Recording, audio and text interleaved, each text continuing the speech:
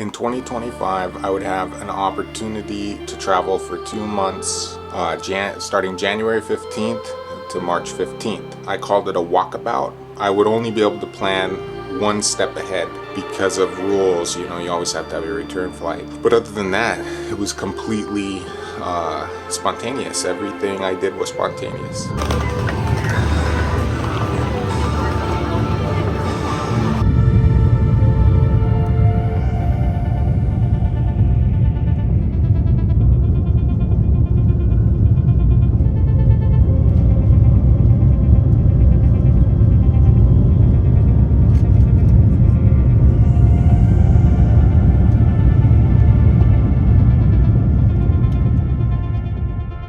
Checked in through customs and immigration was in Melbourne, and then I flew a domestic flight to Hobart, Australia.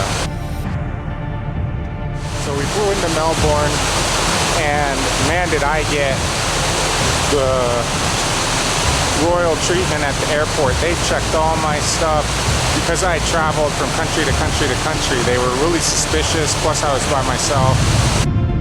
Got a previous for landing.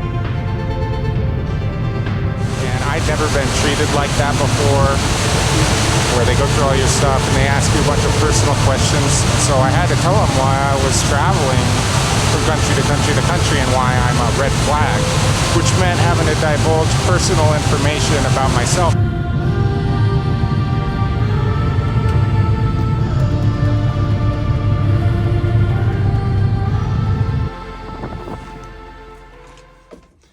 All right, I just got my RV here in Tasmania.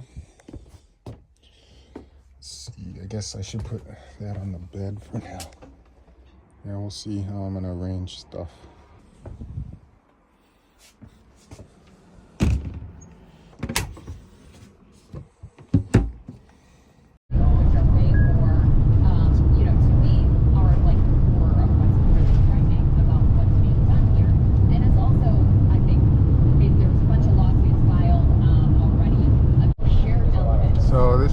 Hobart here.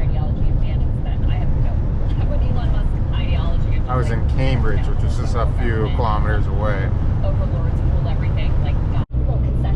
So we've just gone kind of through the main part of Hobart. Now we're climbing and leaving Hobart, headed west towards, so the west part of the country is where most of the wilderness is, and we're just gonna head right for the big trees. I think that's in the main national forest or whatever, so we'll see. I need to get out and get a map, but for now we're just picked a spot. We're gonna get groceries in the next town over, probably, just to get out of this really urban area. Just trying to learn how to drive on the opposite side of the road. So far it's a little off-putting and uncomfortable, but other than that, I find it to be, so far I haven't made any grave mistakes. So you just gotta go with the flow and remember what side of the car you're on, and that everything happens opposite. All right, I got parked, kinda. I'm gonna go check and see if I hit the tree behind me, but enforcing the law, I think that's my general view. But this is also, is that the parking brake? There are different that oh, good, perfect. bankers don't like. So there's some industry splits. So this thing has a solar panel. She said that as long as I don't use the television and I, you know, drive around every day, I shouldn't run out of power.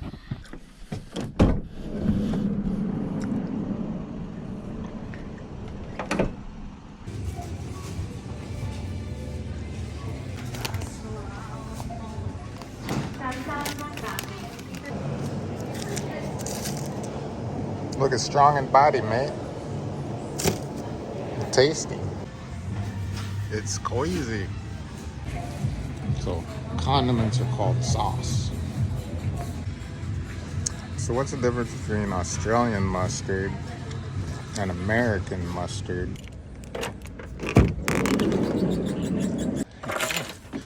It's kind of cool just to like leave this big door open and freaking hang out. Good day, mates. So I'm just got a chicken and rice bowl because I haven't had enough Asian food being out here in Asia. And I'm gonna get on the road here in a little bit. Got the door open, the window open. It stays pretty cool with just the air conditioner on. I'm gonna listen to some news and then get on the road. It's getting lazy, my dear. But that ain't nothing to fear. Thick mist conceals our surroundings. So I just made my first mistake. I turned right, and instead of turning into the left side of the road, I turned onto the right side of the road, and there was a car trying to make a right. So I kind of used the right turn lane. So yeah, it's just interesting. God, this is interesting country. The trees are big in places on the side of the road. But yeah, I need to, when I turn is when I forget. Especially if it looked like there was a lane onto the right hand side of the guy, so that's what got me confused. Dense smoke veils all the familiar. Can't help it but be bewildered. These dreary skies are a blur. Everything looks so foggy. All of these. So I'm on this gravel road, and I got Continue on C619 for 3 kilometers. I got concerned that I wasn't going the right way, so this will go out to a town, and I might get back on paved roads again. And so there's a town coming up. I think I am on the right track. I think once I get out here, there'll be roads that run north. Right now I'm kind of heading west. There'll be roads that run north and south. There's a lot of dead stuff on the side of the road. I think those are wombats, maybe. But there's a lot of them. They're big and they're everywhere. They're dead everywhere.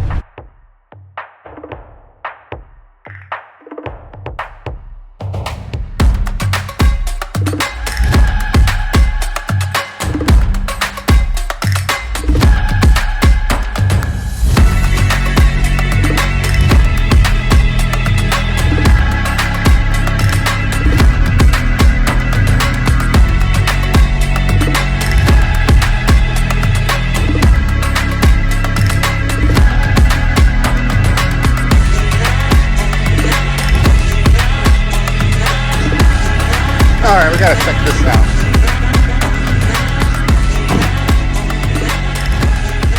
Look at my ride. Look at that one.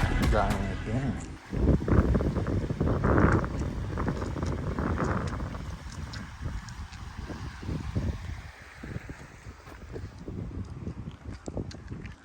Beautiful water. Oh.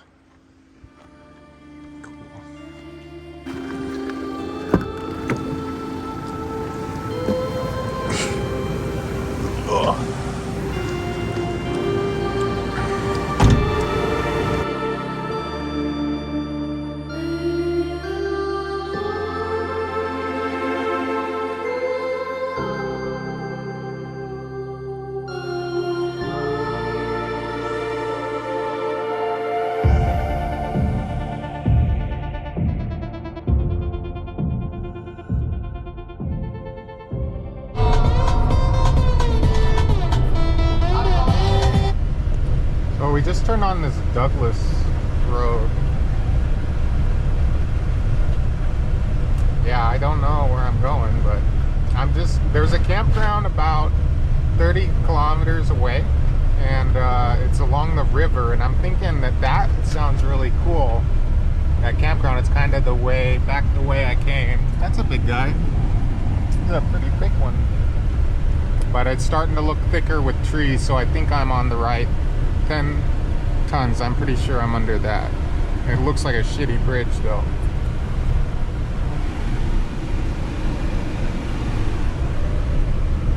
To be able to be in an RV where if it gets dark, I can just park anywhere probably. Wake up the next morning and start again where I left off. Like, you can't put a price on that. About $150, $60 US a day for this thing, but it would have cost $50 or more. Well, $50 just for a basic car a day, and to get a van, which I was thinking about doing, where I could kind of sleep in it, but it wouldn't have a shower, it wouldn't have a bathroom. This thing has it all. This kind of looks like, it looks like a lot of these trees have been burnt before, which isn't unusual, but it also kind of looks like logging. I mean, it was burnt, but was it logged? So we kind of go and make a big kind of loop and then head up, I think, that way. And I haven't met any traffic yet. Looks like things get close to 100 meters tall, but close, like 80 meters. But I don't think anything over 80, so I should say 80. Look at that one.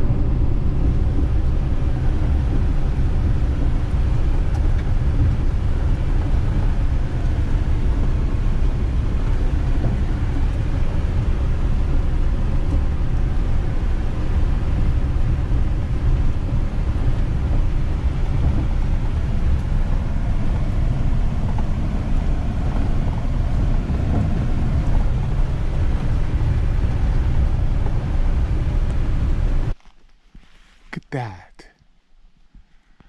Yeah, if they didn't clear a trail, this would be very, very difficult to traverse.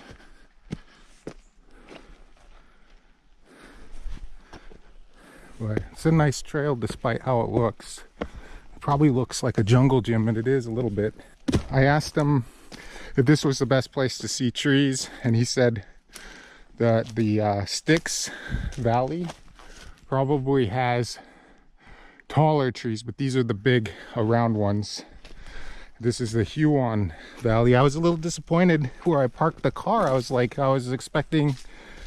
him I was expecting to see more vegetation, and he said, oh, you just gotta walk onto the trail. He says you'll be in vegetation in no time. It's always good to stop and listen, because well, there's no big game here that can hurt me, but when I'm in the woods, I make a lot of noise, and I kind of stop and, holy shit, it's a big tree. I hear something.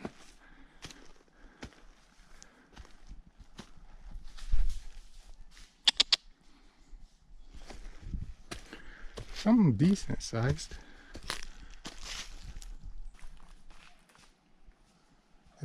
You hear? Hey, buddy. It's a roadrunner. Did you see that? I usually leave wildlife alone, no matter how bad I want to go see it. So I went on a 1 kilometer hike out there and filmed it on my GoPro, but on my big camera with the gimbal, it said I was low on footage, so I lost all of it. What I mean is I started deleting stuff to make room for it, and I was just like, I have too many green things, and I was just click, click, click, and before I know it, I deleted all of my video. I think what I'm gonna do is I'm gonna drive down to where that river camping was, stay the night. So it says it's a 23-minute drive. It probably will take longer than that. Okay, here we go. So this campground I'm going to is called, I don't know, something by the river. Anyways, this thing is front wheel drive, and it doesn't like going uphill very well.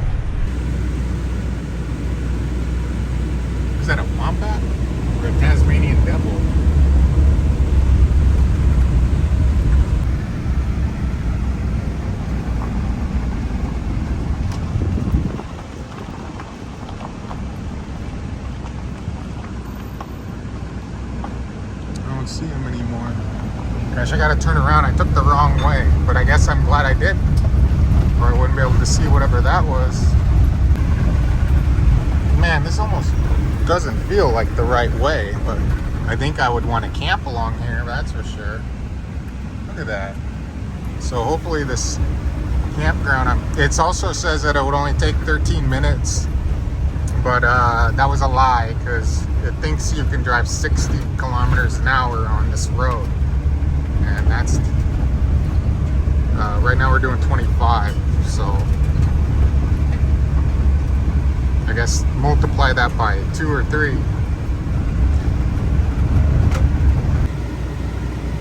So it turns out that this road is not working for me. I'm gonna turn around. God. I guess go slow and should be fine.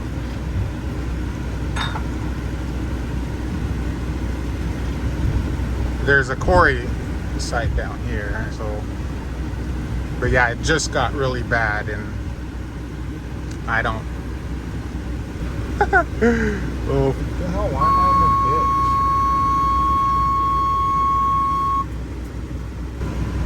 Come on, get out of the ditch. Oh my God. I cannot believe I just did that. So I went up that road, and that was a bad idea. No unauthorized entry. This protective equipment must be worn on site.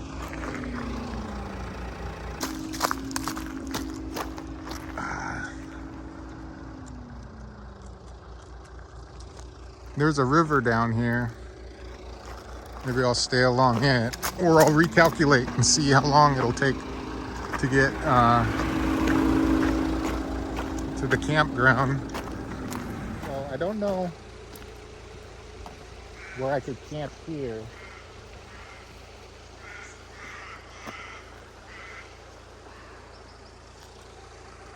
This would be a cool spot. I mean, look how pretty that is. I see where someone looks like they built a fire here. I don't know. This is like a end of this road here. I think I'm just gonna stay here. I didn't realize that my gas tank was probably not all the way full when I got it. I'm gonna have to go back into town. So the river, I think, is down here. So I think I'm just gonna stay here because I'm right next to the river. There's a big ass tree. Cool. Yeah, this should be fine. Stay here tonight. Look at that. I'm not far from the trail I was at. I guess I should have just stayed up there. I mean, it is my first day. I didn't do bad for just driving sight unseen and not knowing where I'm at. So we'll just stay here in this open area where I get some solar. I'm already parked. It's already level. So, and it's a nice open area. I don't see why not. All right, I got turned around so that I'm not stepping in the ash.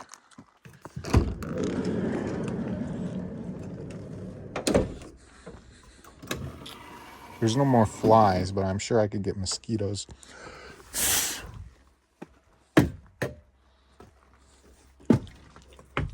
So I don't have internet, so I'll have to figure that out. But I think this is fine. So this will be a cool place to hang out. Like I said, I just got here. I'm so blown away. I didn't even notice all the big trees as I was driving in. So they're all over the place around here. Burr. So I just woke up. It's kind of cold. I'm gonna see if I can figure out the heater.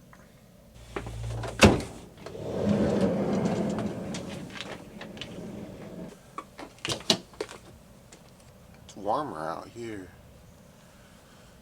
I hope I didn't scratch the van. I don't think I did, but well, I was a little hard on it yesterday.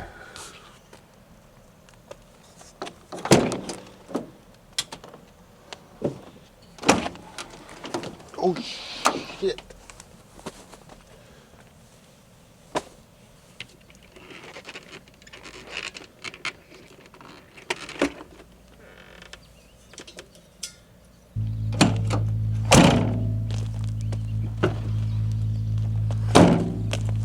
I should move it out of this. Let's see if we get the heater on. Last night the floor was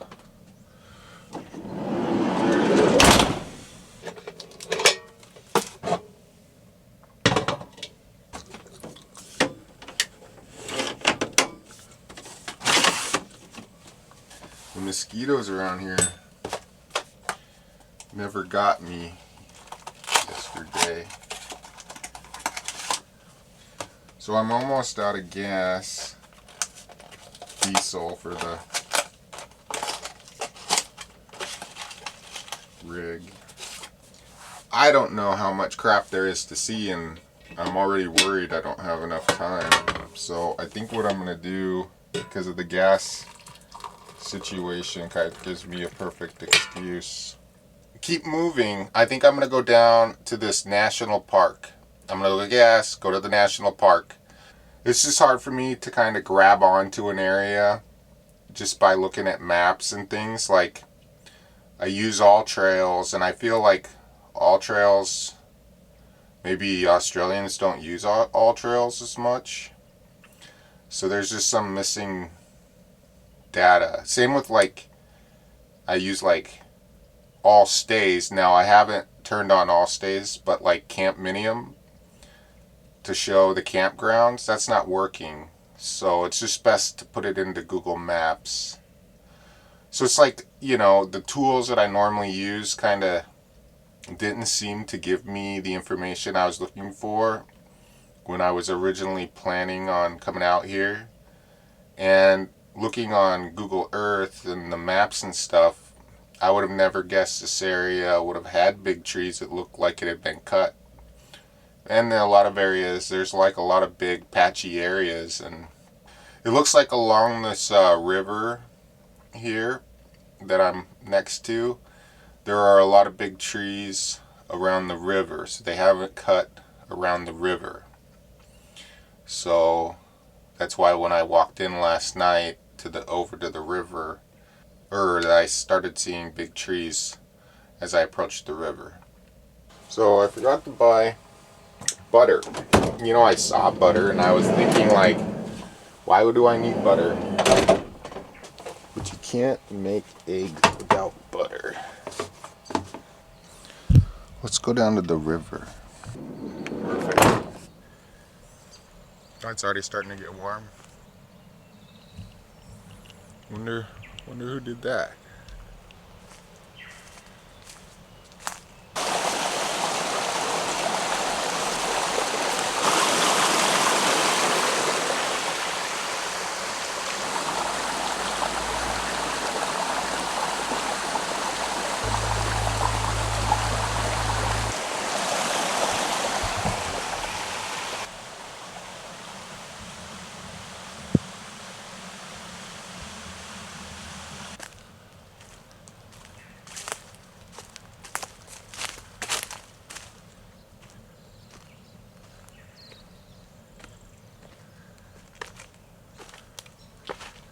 I found out what this is. It's to turn on the hot water. And so I turned the pump on last night. It looks like I used about 60%. And it's probably charging now because it has solar panels. So I turn this on. It just runs, so I guess that's normal. But if I want to watch TV, I push that button. And then if that button's on, it keeps the fridge on. And then I don't think any of the power outlets work unless I'm plugged in. I've always had a hard time charging my laptop off of DC. It needs AC. So I think I'm going to take a shower. All right, I got showered up. I think I'm ready to go.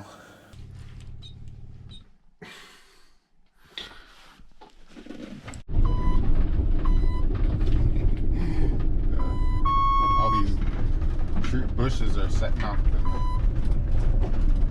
the thing. And look, I'm driving on the wrong side of the road. And I think I let that guy pass on the right side of me this morning. Look at those scorched trees. And fire came through here. But they're still alive. Look, they're green. All right, we've come to Denison Road, I think. So I think we go left. Makes sense to me.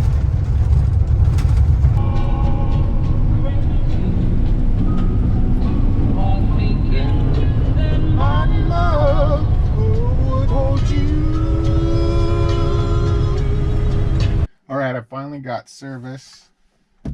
So I pulled off the side of the road. I gotta go to the bathroom. I drank too much tea. But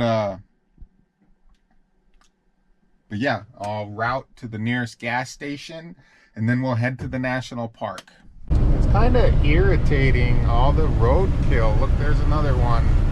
Especially on a gravel road, and especially on sections of gravel road where you can barely drive very fast.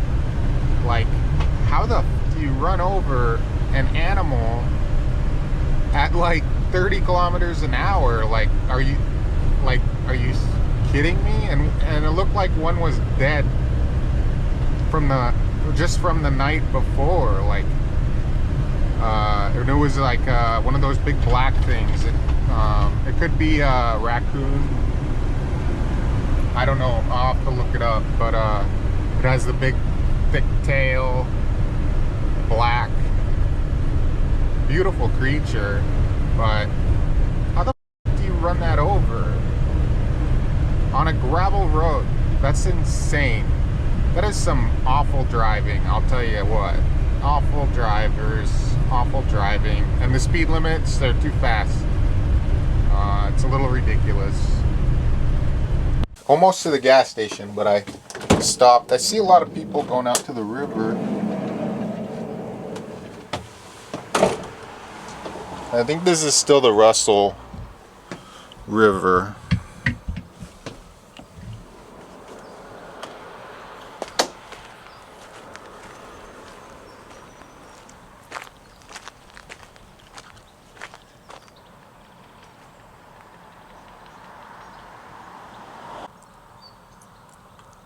Some big trees over there. Looks like they left a lot of the trees along the river alone. Looks like you got about 3 feet, 4 feet of visibility in the underwater. Killing all these animals is crazy. They need to slow it down, slow down their driving. It's not acceptable.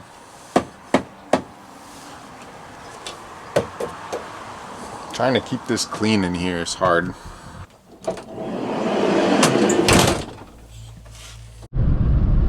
Okay, the gas station is over here.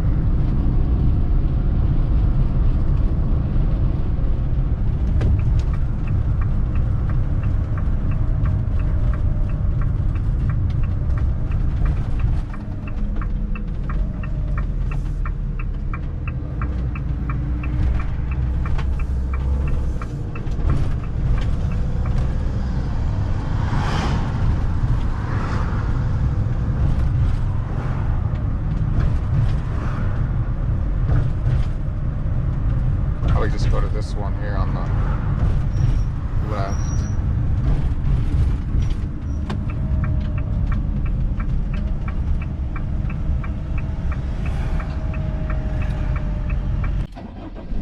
So it turns out I read the gas gauge wrong. I thought that the red there was the fuel level, but it's actually those tick marks.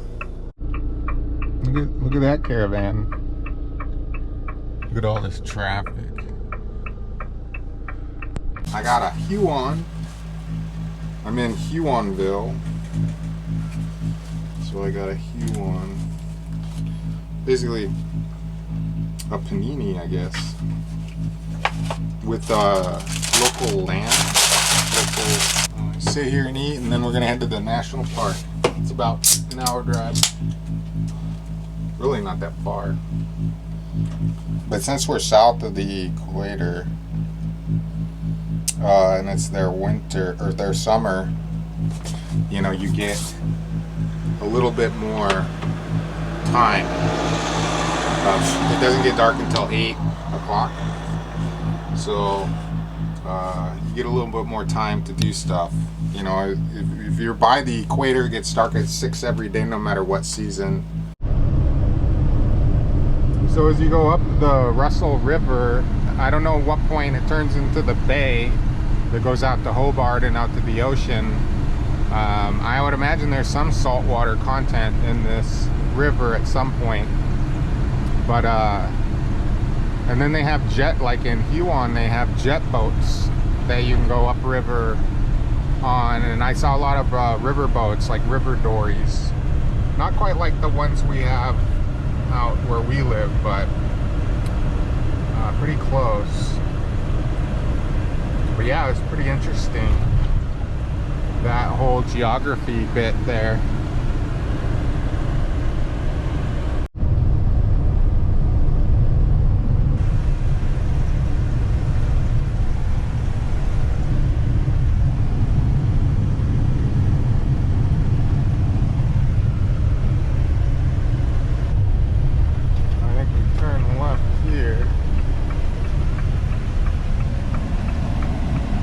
The Tahune Forest Airwalk. I heard you're supposed to go there.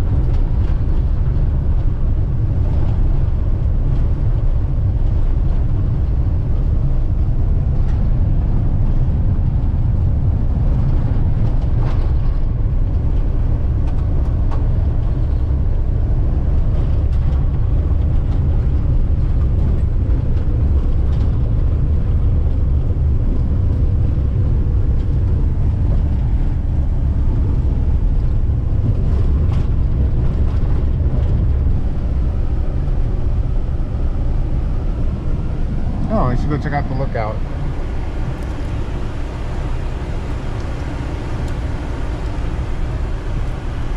Picnic shelter day use area.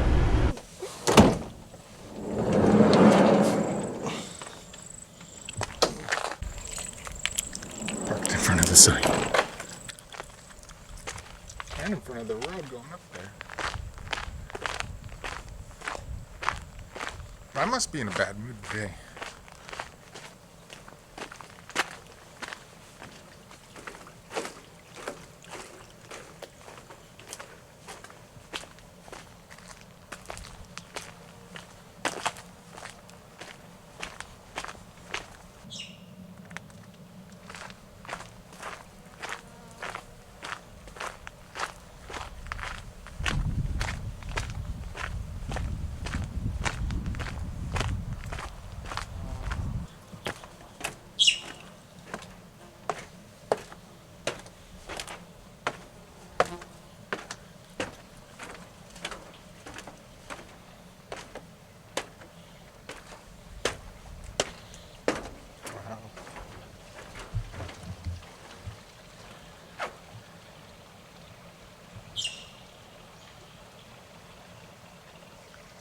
And doing a lot of logging.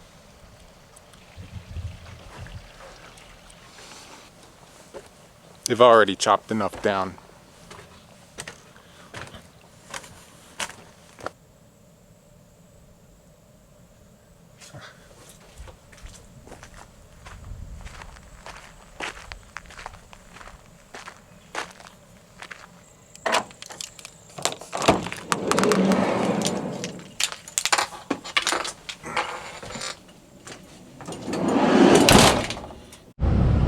just leaving the lookout. I guess we're gonna go pay to spend the afternoon here.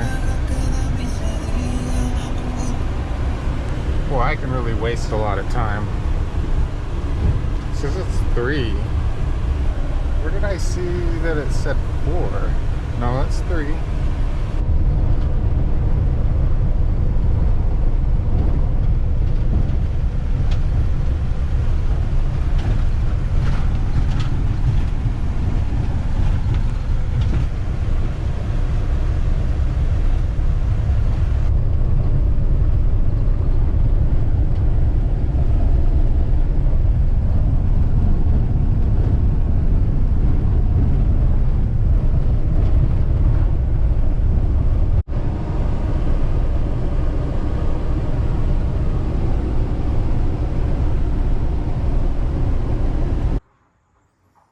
So just bought a vehicle pass.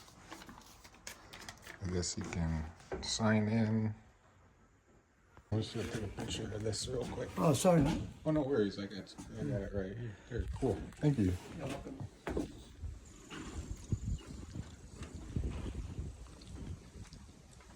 I think I'm gonna move right there. There's some shade there, but I hear they're dealing with theft.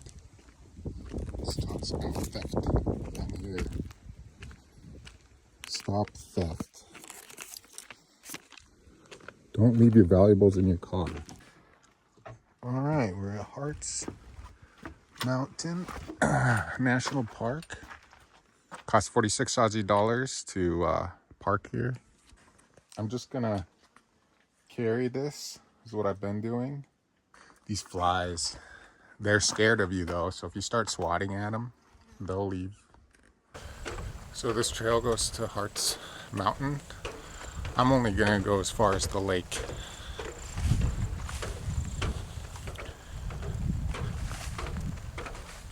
I don't like this shrub step stuff. It's supposed to be a World Heritage Site. Apparently, despite how they look, some of these trees are old. Not these, but up ahead.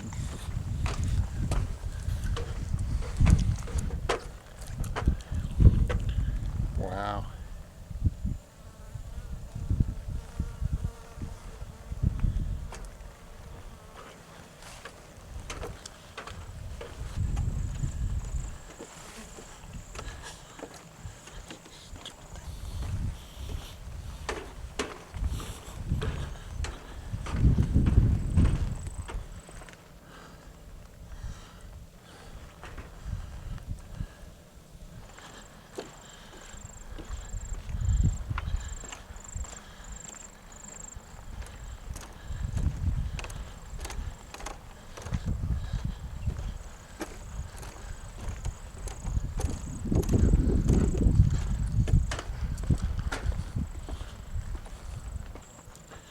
Good, we go this way. This was the way it looked interesting.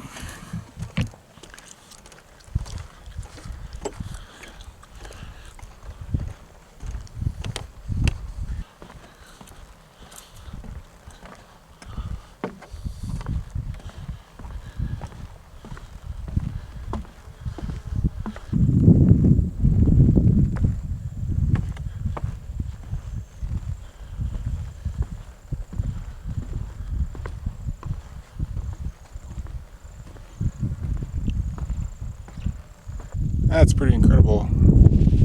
I like the cliffs. Wonder what altitude we're at. I feel like pretty high up. So I feel like walking back is gonna be probably prettier. I think I'm gonna go down to the falls too. There's some falls, but I have to drive back about a kilometer, and then there's a parking lot and I can go hike to the falls. I think it's a short walk, 45 minutes out and back, so it's half the distance this was. This wasn't bad, it was all boardwalk. So you can go up to Mount Hartz to the top of the peak, but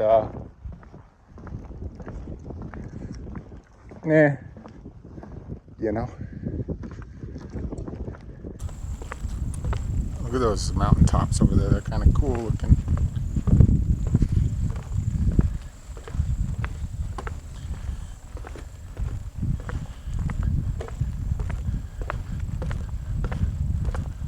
Some palms, lots of shrubs. I'm filming in 24mm now.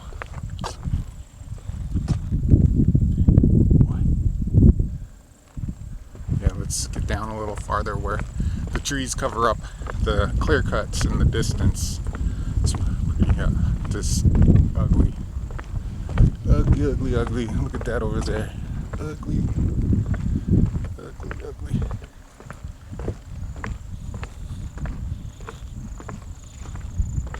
There. Now you can't see them. Now it just looks like beautiful.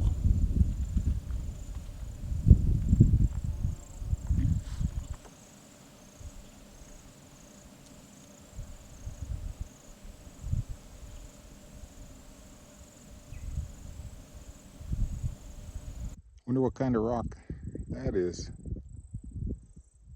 It's almost the color of my shoes. There's the visitor center.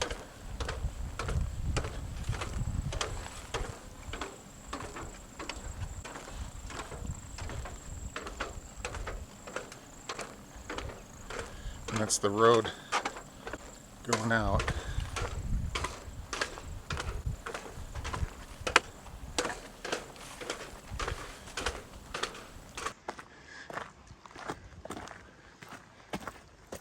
Leave, I guess, the national, well, we might still be in the national park when we go to the waterfall. It's only a 45-minute out and back.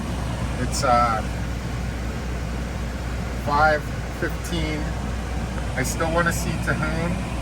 I don't know how far of a drive that is. I'm gonna have to think about that as I'm driving down. I might skip the waterfall.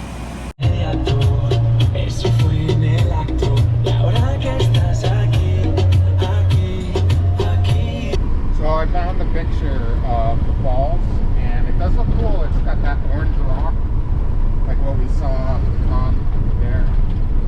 But there's no big trees. I came here for the trees. I think I'm gonna skip it. I don't chase waterfalls. I stick to the rivers. Alright, so I think to go to the campsite is to the right. We might stay there tonight. But to go to Tahune, or however you pronounce it, let's see what the sign says. I cannot spell it right. Tahune. That's how I've been spelling it. Forest Airwalk. That sounds pretty cool.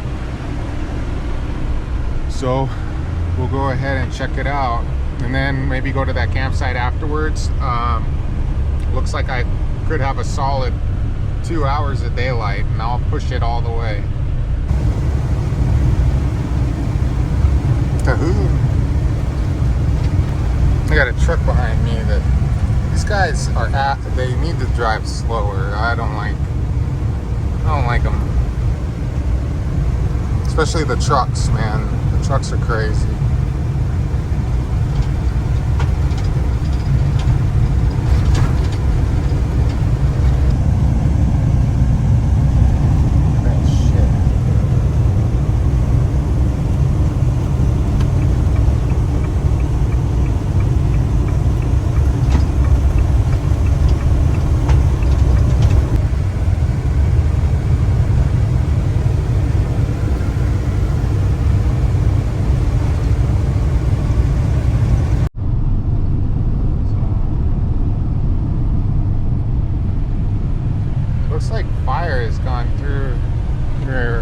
Hasn't killed everything, but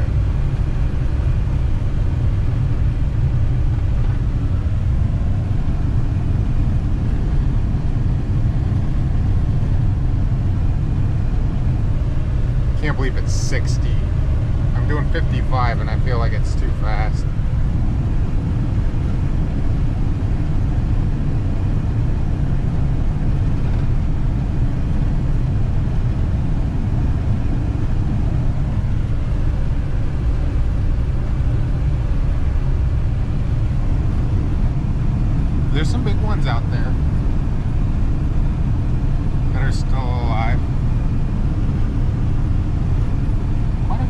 we're still alive.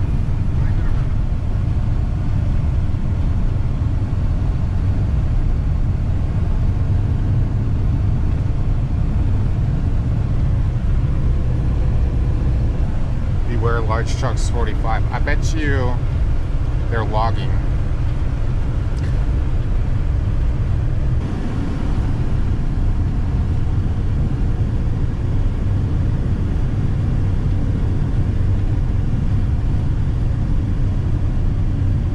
They planted trees, it looks like.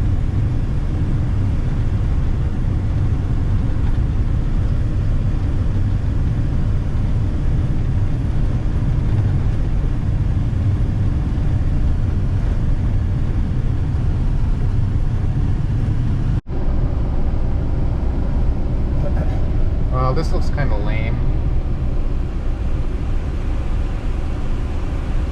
But I guess this is Tahune Adventures or something. I guess I'll go in and there ain't nobody here. Disabled access. I guess I'll see what it's all about. There's a few big trees, but for the most part, it looks eagle hang gliding, Tahune Lodge and Cabin. Well, there's no one here. Let's go see what it's all. Shoot.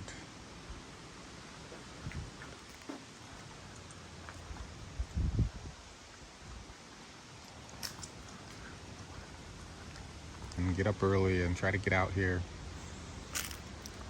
It says airwalk, walk above forest canopy. Swinging bridges walk. So there must be big giant trees. Walk among the giants of the forest. You are here. Looks like they have cabins and stuff. Oh. No campground though. But I think I do want to come back here. So I need water. It'll be smart to go to a campground where hopefully they have water. It'll also kind of be nice to get there before dark. Then I got to decide whether I want to go to the beach, keep going south, or if I want to go north of where I was to Styx. And but this is the wilderness, the southwest portion of Tasmania, so I doubt I see anything other than a bunch of the southwest of Tasmania. I doubt I go anywhere else. It seems like, you know, you can't really drive into the wilderness. There's no roads that go in there. And so I'm hoping that it's like pristine land and you're only really getting to see the edges of it, you know? Because you're still, even where I was last night, you're still pretty close to town in a way. You know, if I wanted to walk out of there, it might have only been an hour or two walk and I would have already started to see houses and stuff. So below, let's go get some water. Local conditions, park users, park custodian. So I'm parked there at this campground. I hear there's platypus in this river.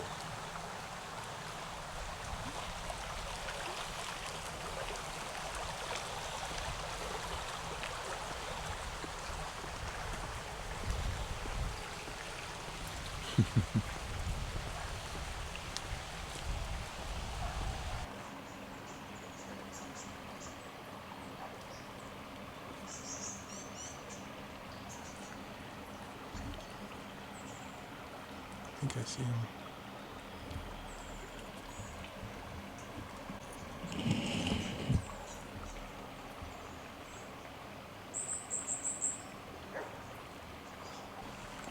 There it is. There, platypus. Not very big.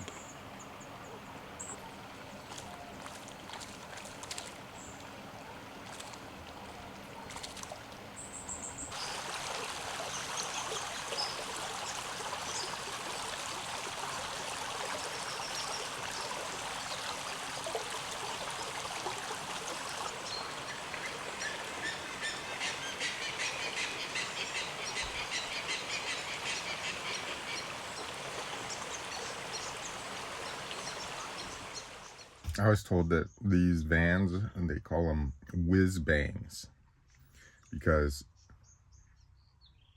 whenever someone's in a campground that has one, you always hear the sound of the van door, you know, makes that noise like bang, you know, the bang, whiz bang. I woke up late today.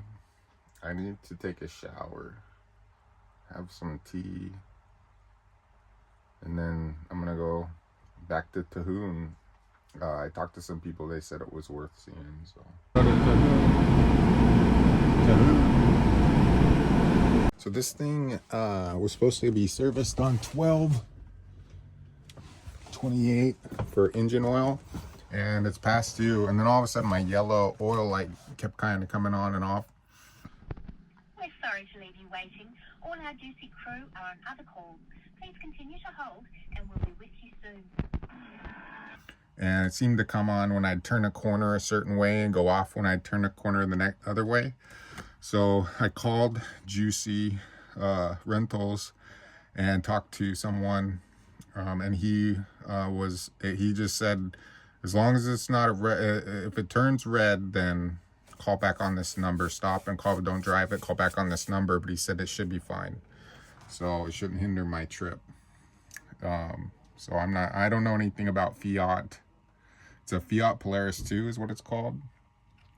I left the pump on again, the water pump, and I think when I do that, I lose water somewhere, because it looks like it's empty. Either that or it was my waste tank, and my waste tank just dumped all out. I'm not sure which one's waste and which one's water. It's just gray water, and apparently you can just dump water. At the place I was at earlier, because of the platypus habitat being next to the river, they wanted you to make sure it was contained and that it wasn't just dumping your sink water or gray water out. Of course, I have a cassette for black water, and so it's starting to get full. So tonight I'm hoping that this place I stay at, I can dump the cassette, and I'll just dump the gray water out on the ground if I can. So we're at Tahune. They said as long as you check in by 4 and get your ticket, you're good to go. And you can stay as long as you want. Plan in my head is to go hiking and then go to Styx.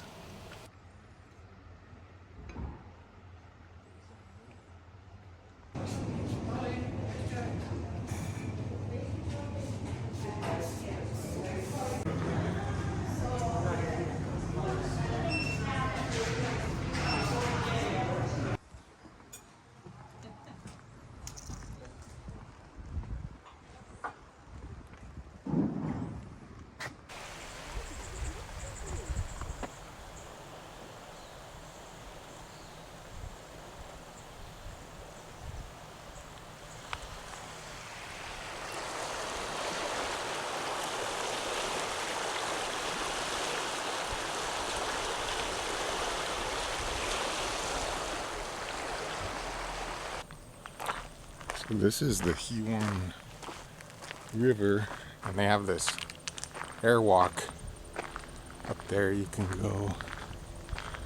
I don't see too many big trees though. It looks pretty big, so maybe I can't see. But I'm gonna do the long walk, and then I'll probably get lunch, and then I'll do the airwalk. Boy, fire really touched this place.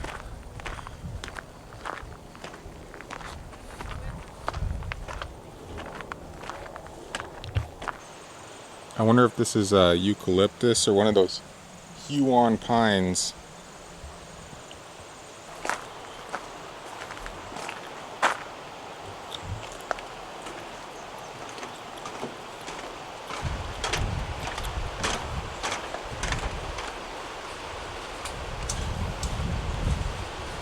Bouncy.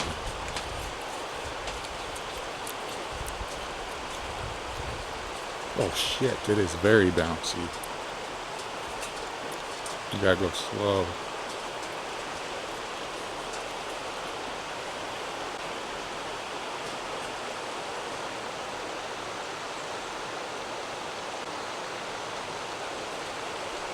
Wonder what it's like when the wind blows.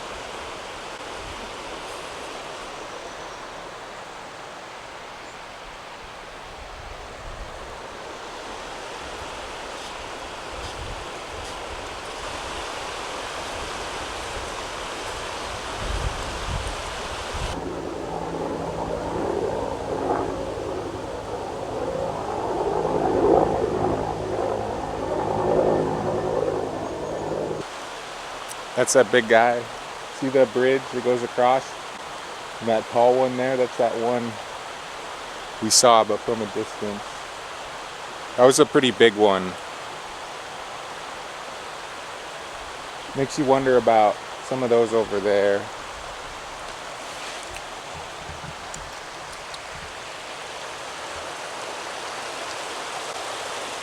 And then you can see over there is the skywalk.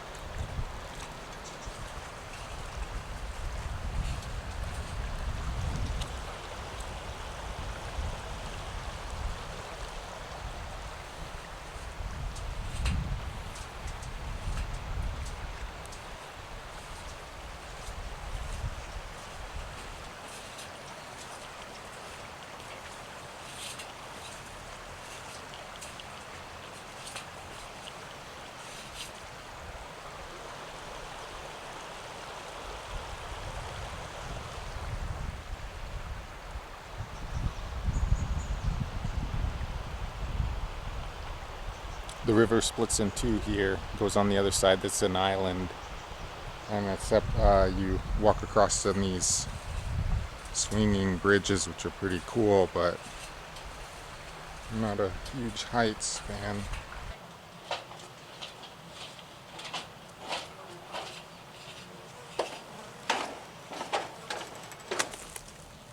That's a pretty good size one. Yeah, I'm not sure whether they're eucalyptus or pine. They look like they have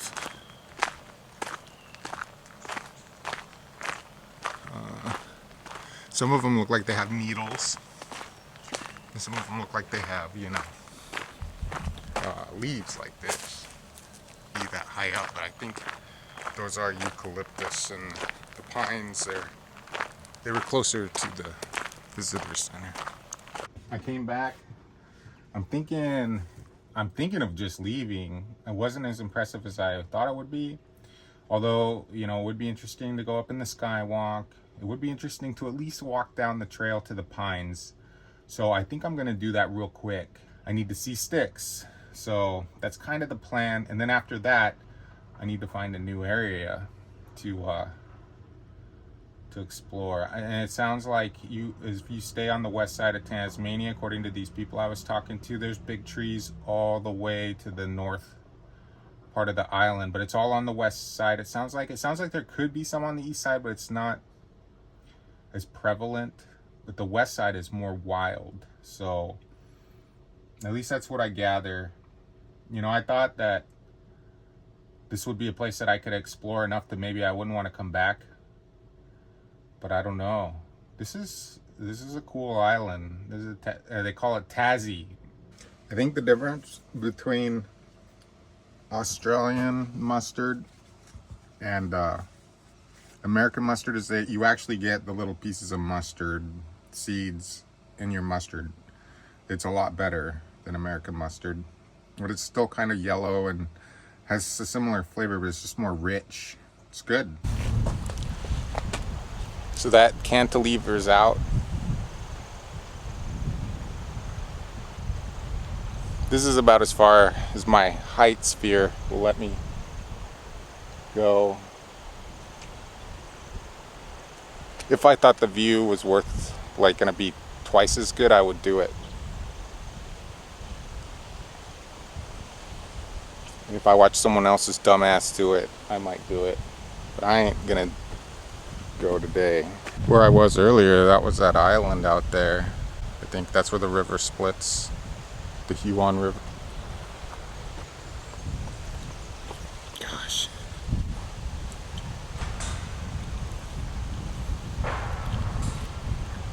Yeah, bad fire.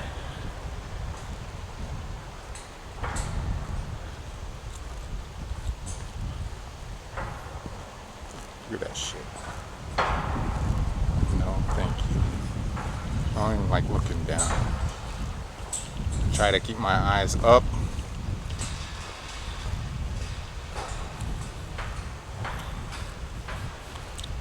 And then when I get to these things, I stop. Like, oh, thank God. And then I go again. Maybe if I spent more time up here, I'd do it, but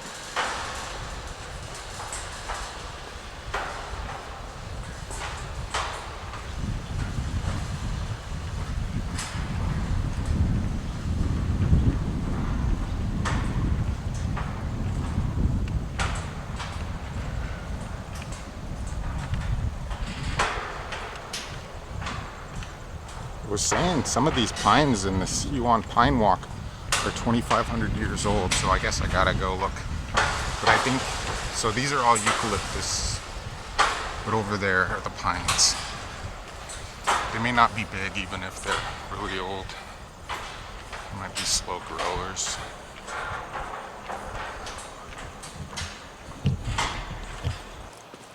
So I'm in the Huon Pine Forest, but this is a eucalyptus. It's a mixed forest, I guess. I haven't learned, there's like 2 different kinds here, and I haven't learned the difference yet.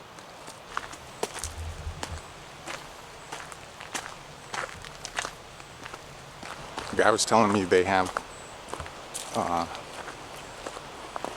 miniature kangaroos on the island.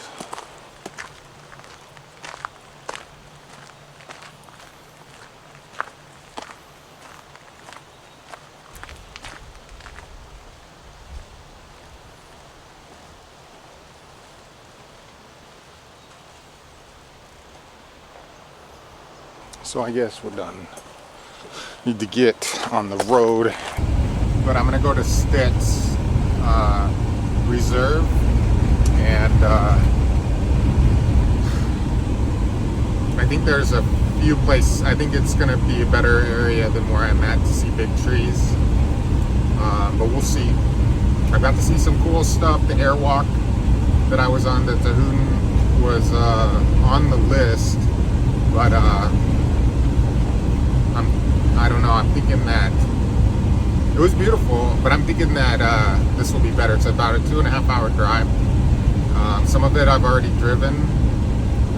We'll go, I could go back out and around, but I don't want to just drive through towns and stuff, you know. Here we go. So see, this is an open waterway for ships to come in. The one thing I'm worried about though is if I go along the mountain chain and instead of through the towns, the GPS has routed me on courses that were less than this thing was capable of, and or more than what this thing was capable of. And so I don't know, I'm a little nervous, but alright, we're back on gravel roads. Man, is it beautiful country out here. Even the trees in people's driveways are really beautiful.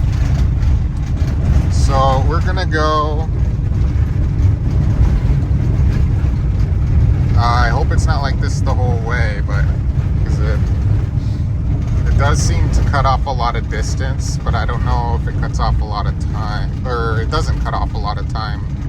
But we get to stay in the around the trees and around close to the wilderness and out of the cities. So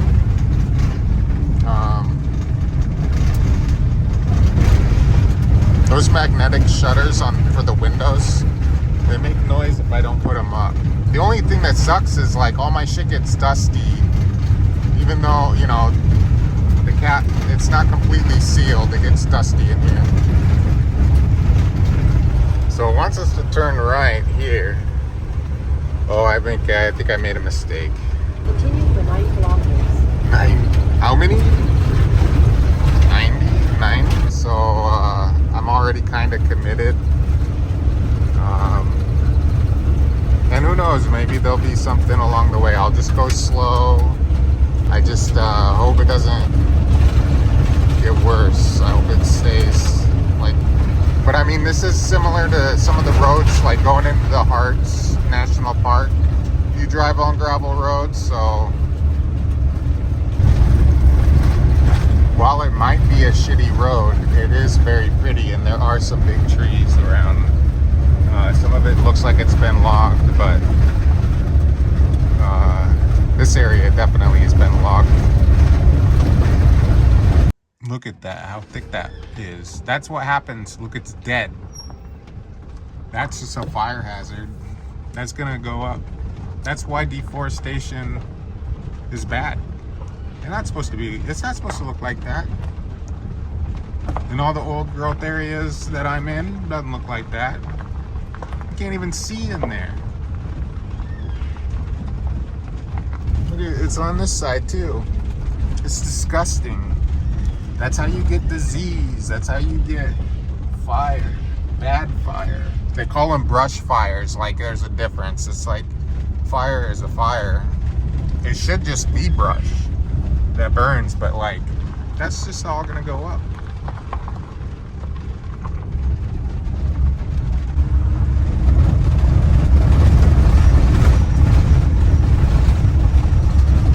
It's all been cut, and I don't know if they're replanting, but if they are, they're planting them too close.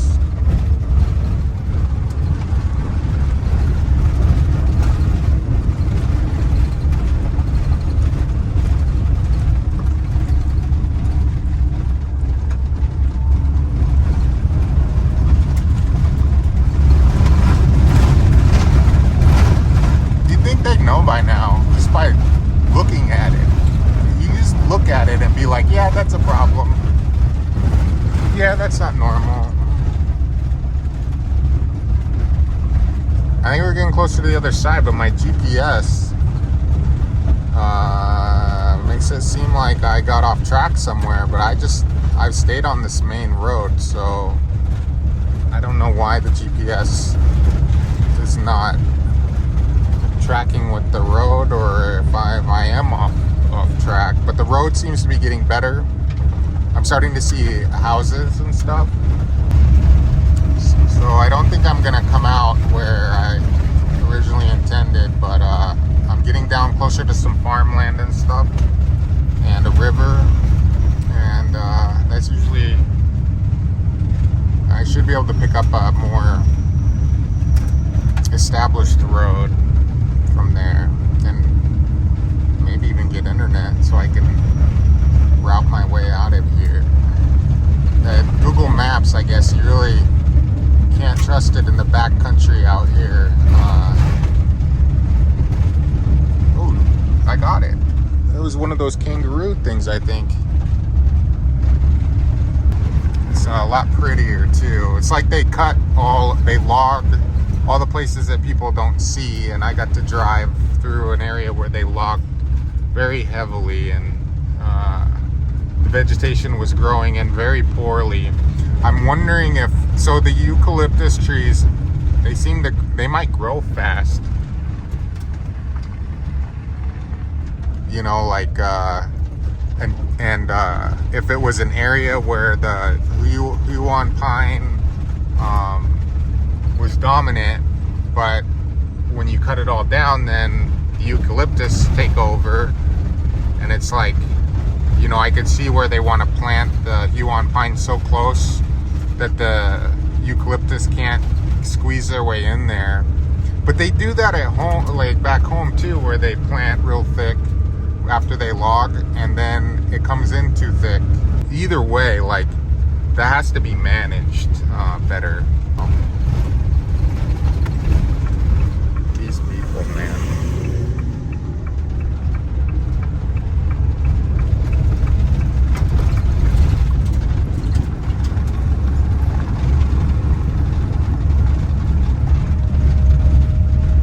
I bet you he don't. I bet you he likes the logging. People in rural communities, they tend to be pretty black spot program. Oh. Wonder where we are. I think I have internet now. But there ain't nowhere to go but the way I'm going. So I would imagine internet's only gonna get better. God, it's beautiful. It was ugly up there in the mountains and places.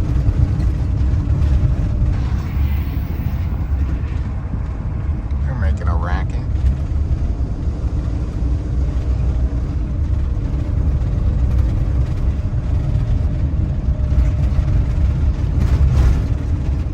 Ooh, that's pretty.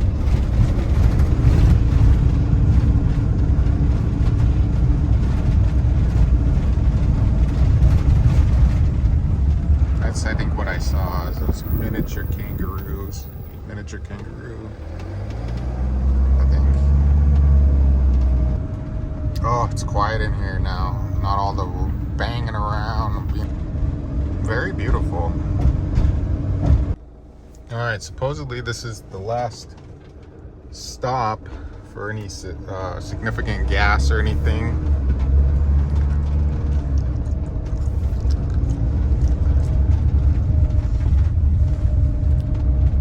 For a while, I guess. But we're headed to Mount Fields, like a campground. We'll see what that's all about.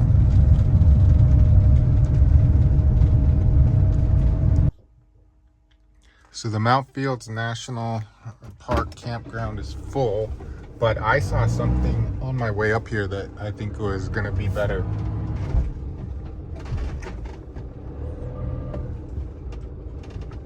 There's some fish. Looks like they got some like fish or a water treatment plant, but I have a better spot.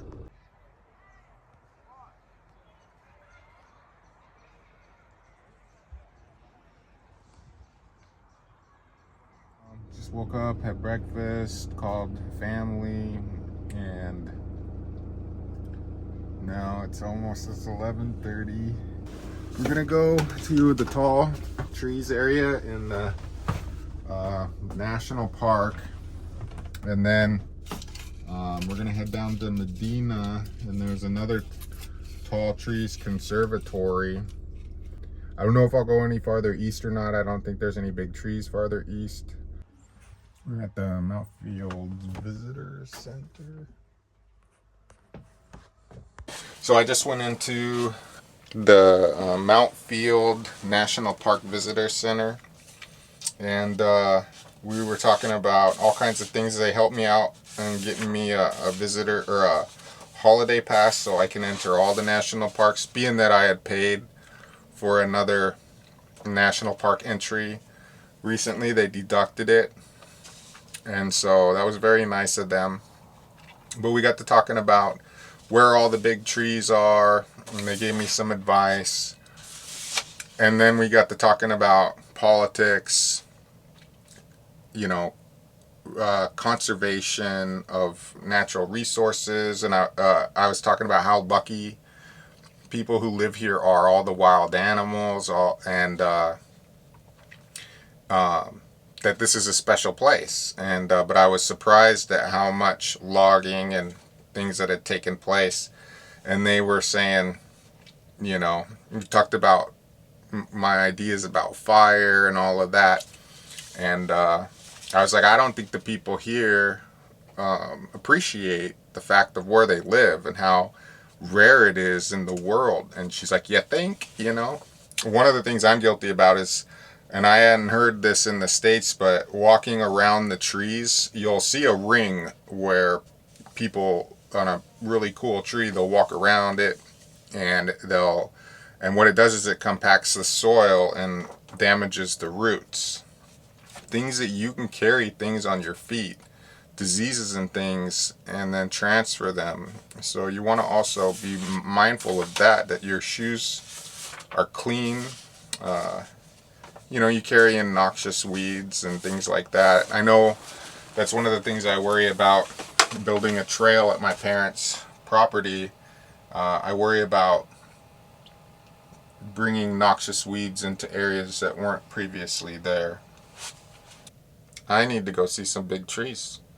So we're gonna go do the tall tree hike here at Mount Fields National Park, and she said that there's some ferns out there that are beautiful. That the ferns by themselves is worth going because they're just so big and beautiful and shiny. And then we're gonna drive out to Styx and maybe probably stay the night out there. So I'm excited. We're gonna get to see some stuff hopefully today, and it's starting to get late though. 1 o'clock already. I just talk so much down there, you know. Well, we're gonna do this little hike and then we'll go from there.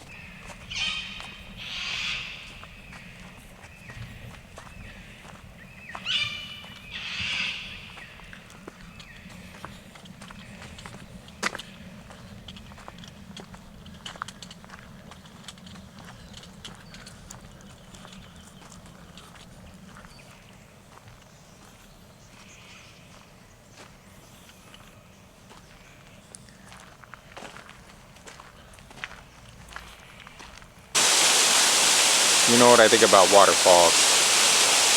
Don't go chasing them. But if you happen to be in the area,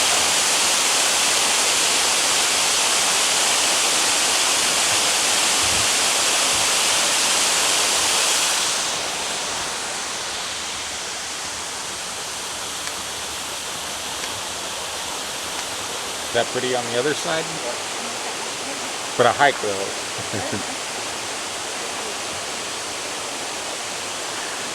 Now we're gonna head up to the upper falls and then I'll go back and we'll head to Styx.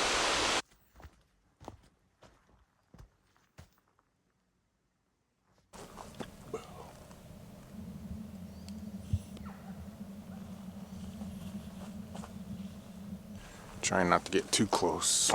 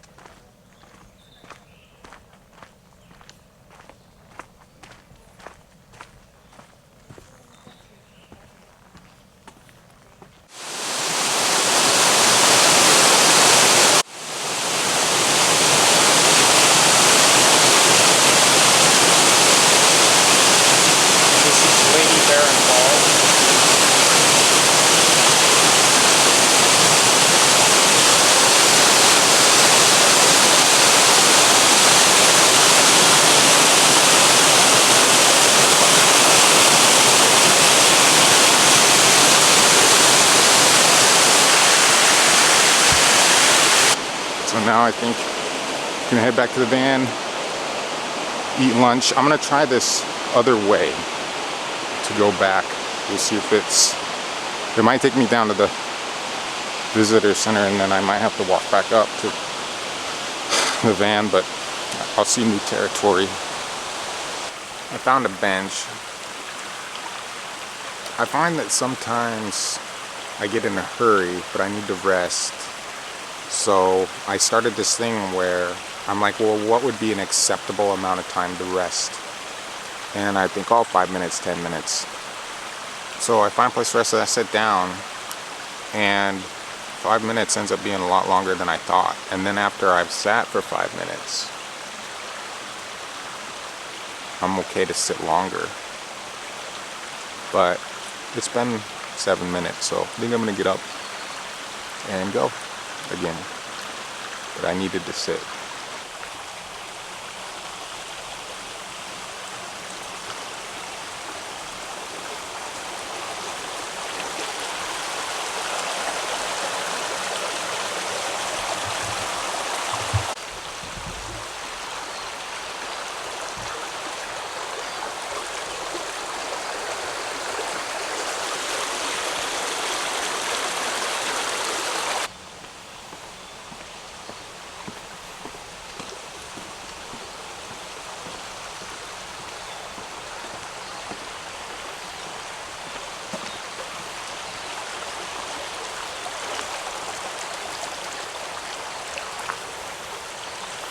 It smells so good.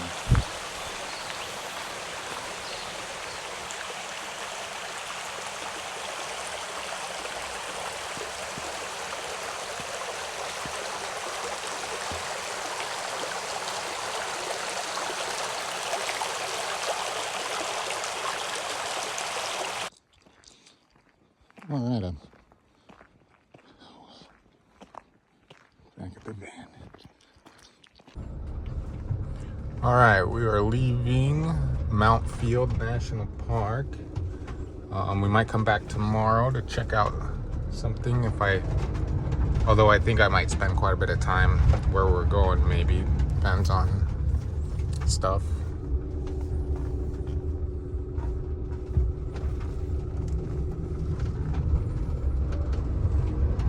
So the GPS is taking me the wrong way. They told me the way to go, and it's not the way it's having me go. So, but I need to fix the dishes back there. They're gonna clang too much, probably.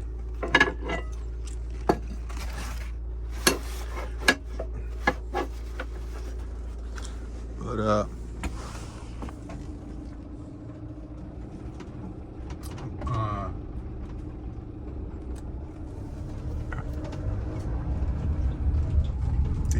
area. Should have gone over there to have lunch. So this is give way. So if there's anyone over here, we have to stop. They get to go.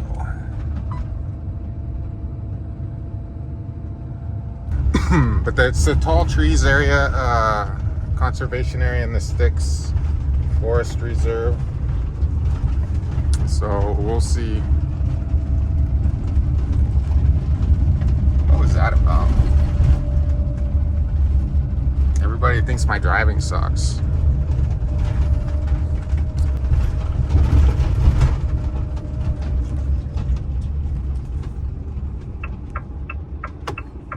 We're gonna go right, I'm pretty sure.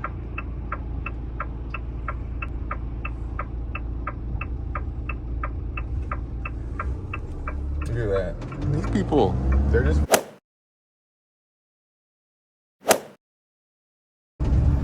But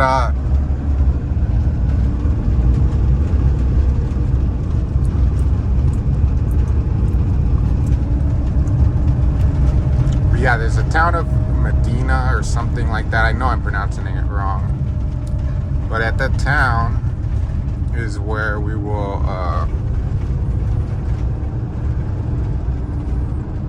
turn left, I think. Maydena. There's a, oh, I always heard that there was a bike thing here. gained access to a sensitive Treasury Department payment system. Its initial Labor Department presence prompted a lawsuit, and it's just getting started this week. Yeah, people are uncertain. I think most people generally like Elon Musk, and they like the idea of Doge, which is the conservative movement's fantasy come to life, that you have someone like a CEO just running rampant, slashing and burning the federal government, and not really caring about the blowback, and flooding the zone, like Steve Bannon always talks about.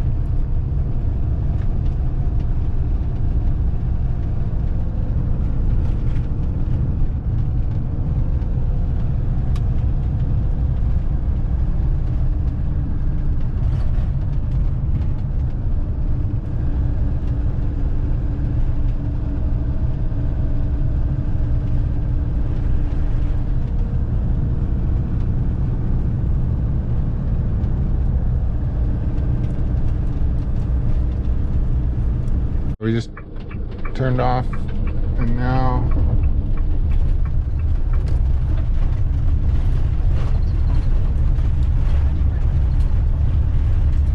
it's about 20 kilometers.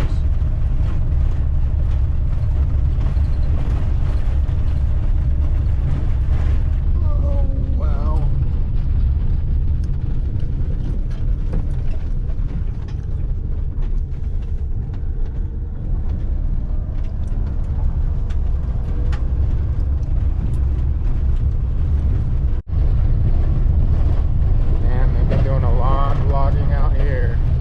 But this area seems like it's a little more intact.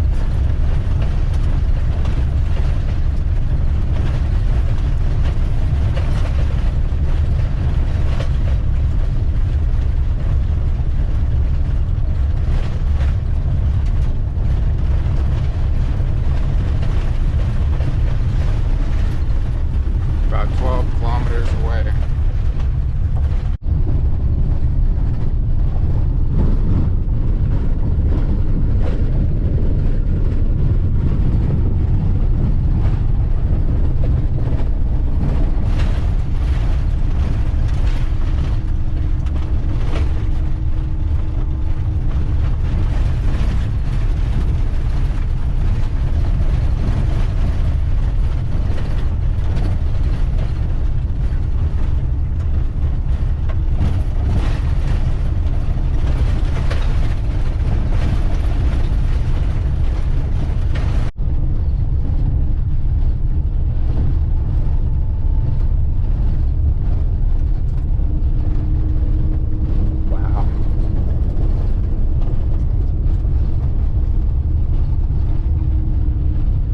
So sad that all the trees are gone.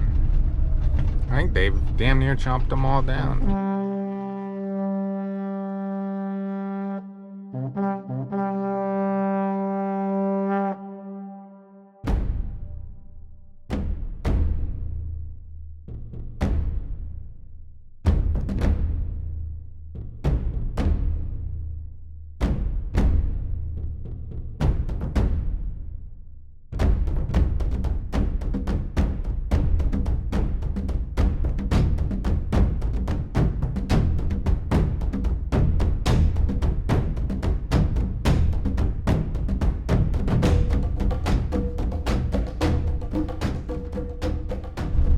Apparently, yeah.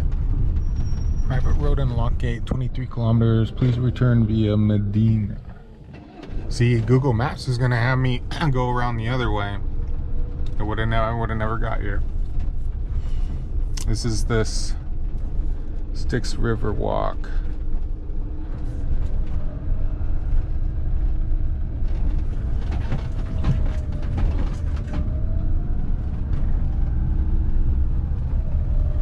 Some big trees. You know, I think I want to do these hikes tomorrow.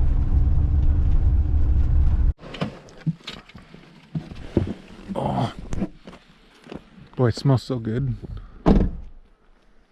So I don't know how all this stuff got on the ground. No, it's gross. So we still have an hour and a half before It gets dark.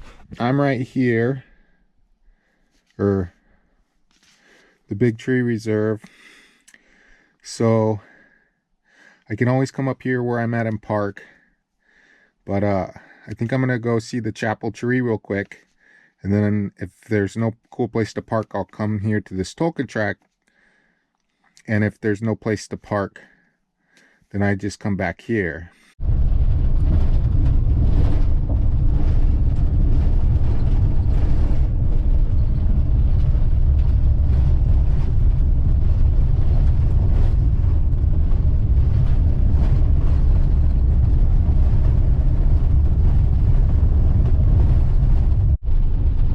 So I came up on this.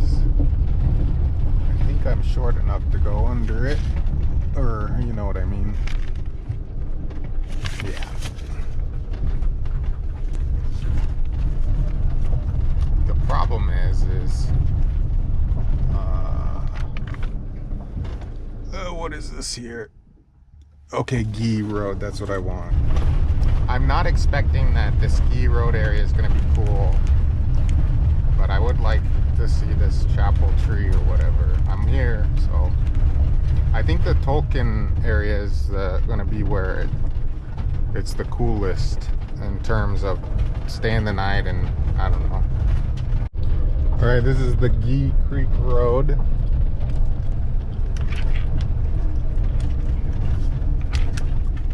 No fire, no dog, no snowmobiling.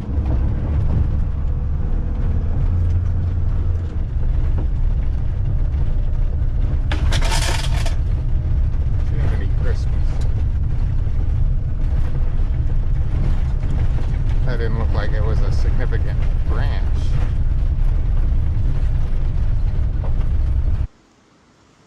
So I hit this thing here. I just barely clipped it.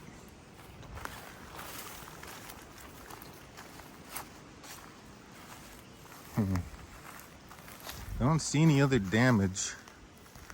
So I got lucky, but this thing doesn't want to go. Oh, I wonder if I should keep going or just... This road is a little more intense than I thought. Let me figure it out. So I couldn't figure out how to get it back on. So I'm just gonna leave it off in case it can be fixed. There was a spot to turn around back here a little farther, but I think I am, because if that's the way it's gonna be, you know, it's too risky to continue driving, and it looked like it was quite a ways. So, oh, that might be a better spot to turn around here.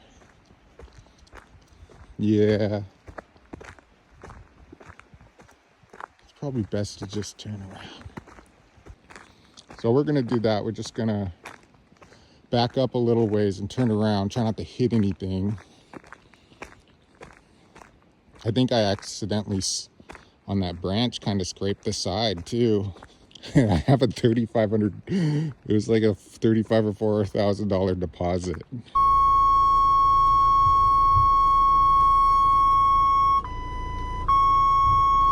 I'm gonna concentrate on what I'm doing. I think this was the spot I thought I could turn around. There's one for tire pressure. I'm worried I took a little chunk out of the tire. Anyways. Well, I ended up backing down the road the whole way. And I hope I don't lose air in that tire. I'm glad that I don't have a lot of places to go besides. I think I've pretty much reached where I needed to go. I just don't want this thing to break down. It's funny because I asked for an additional day and they said, oh, someone's already got it booked. And I'm like, you have to do an oil change. You have to, you know, there's a lot of stuff that needs to be done to this thing before someone else takes it.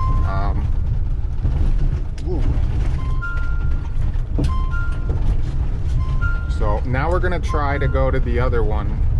So So I found the tire pressure and it looks like 75 psi on the front right or front left tire, which is the one that it hit, is the lowest. I'll just watch it. Yeah, because tire pressure. Tire. No wonder they can't speak right.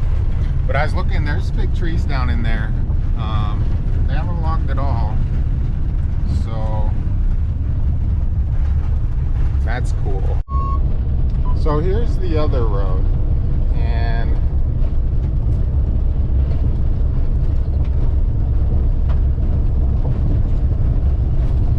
due to what happened earlier, I don't know. There's really no place to turn off if someone comes. Yeah, this is starting to look very similar. Dang it. Well, at least we know we really can't go down any of these roads.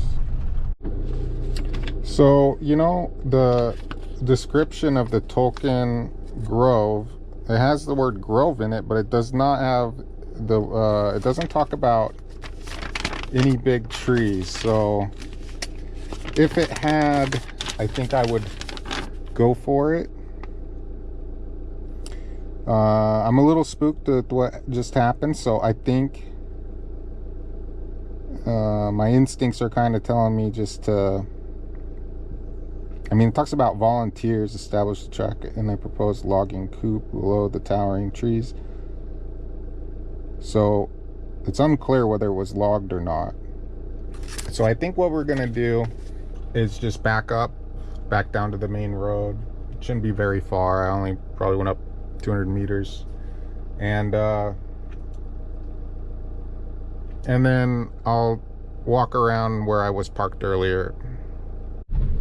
All right, we got back down the hill, and my air pressure on the tire still looks good. I think I had one of those things on my tire on my motorhome where it flapped up, and I want to say the guy was like, oh, that's fine. It didn't something, I don't know. But it hit hard. It hit hard enough to like move the wheel. Makes me wonder if the alignment's off now. But we'll camp here tonight. All right, I just turned off of the Styx Road. This is Jubilee Road going to the Carbon Circuit. And this road does look better than some of the other ones I've been down, but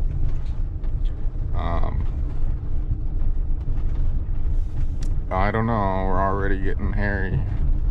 I wish I had a truck. There are places to pull over though, so to let someone by.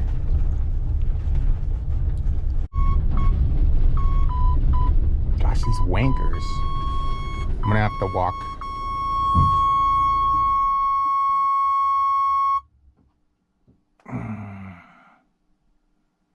I might as well. It's just I can't see if there's a log on the side of the road, you know?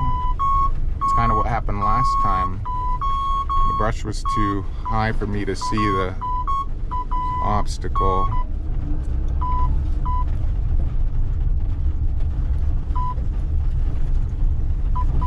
And so far I haven't found a place that's large enough for me to turn around, so I'd have to back all the way if I get to a point. But we're almost to a fork in the road. At the very least I can park there, and then I can turn around here for sure. Cool, we made it. I think we were making it.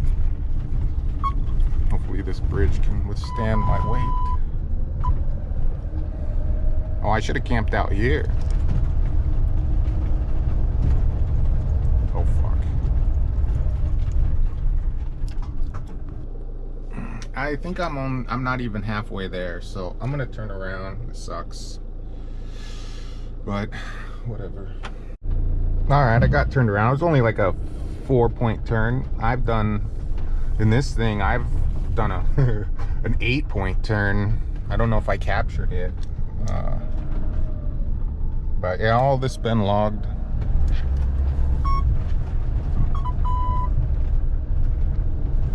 And hopefully, well, it doesn't matter if we meet a car on the road. They'll have to either move for me or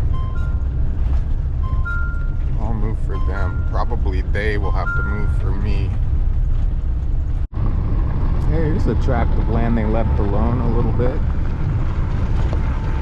Wow. So I was talking to them, I was like, you know, at the Olympic Peninsula, they, I was like, they would cut, they would clear cut all around, like, the road, but then there would be like a green belt from the road, so it would make it look like, oh, it's all old growth, but then behind it would be cut.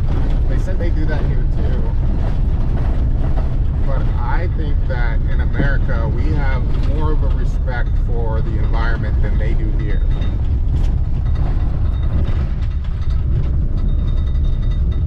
These people are just a bunch of hillbillies.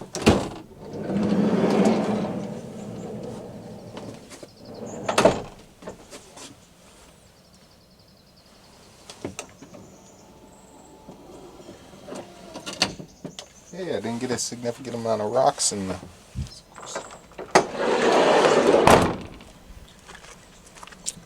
Yeah, you can kind of see how that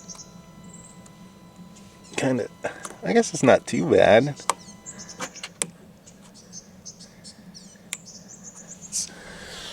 Seems like a shallow cut. I want to say I had one like that on the motorhome and they said it wasn't a big deal, but... Styx Big Tree Walk. Styx River Walk. Let's go down and look at the river. So it's starting to get dark and cold. But can't step on a snake. I'm already at the water, so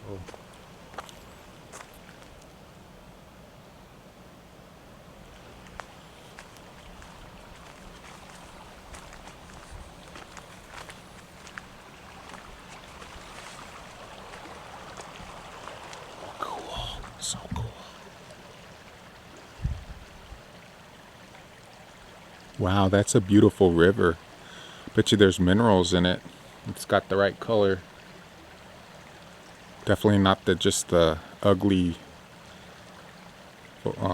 whatever volcanic rock or whatever that is. I'm hungry. All of that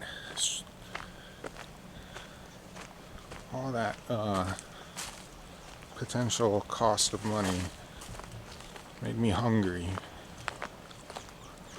I think I'm ready to go eat. But today is Saturday. I only have Sunday and Monday left, and then I have to return it on Tuesday, and then I fly out on Wednesday to India. Now, I don't know or have a plan for where I was going to go to Egypt after India, but with everything that's going on with the Gaza situation, I just don't know if it's a good idea to go to Egypt right now. But what I'm finding is it's like this trip. I'm trying to cram too much into it. You know, trying to cram too much stuff in kind of gets you into trouble, I think. I kind of want...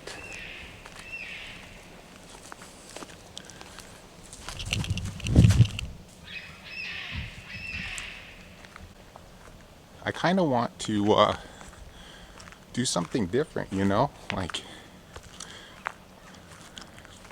just take a break, and I'm trying to speak calmly and not pay attention to him so I can get him on film. I'm not going to walk towards him. I'm just going to keep walking.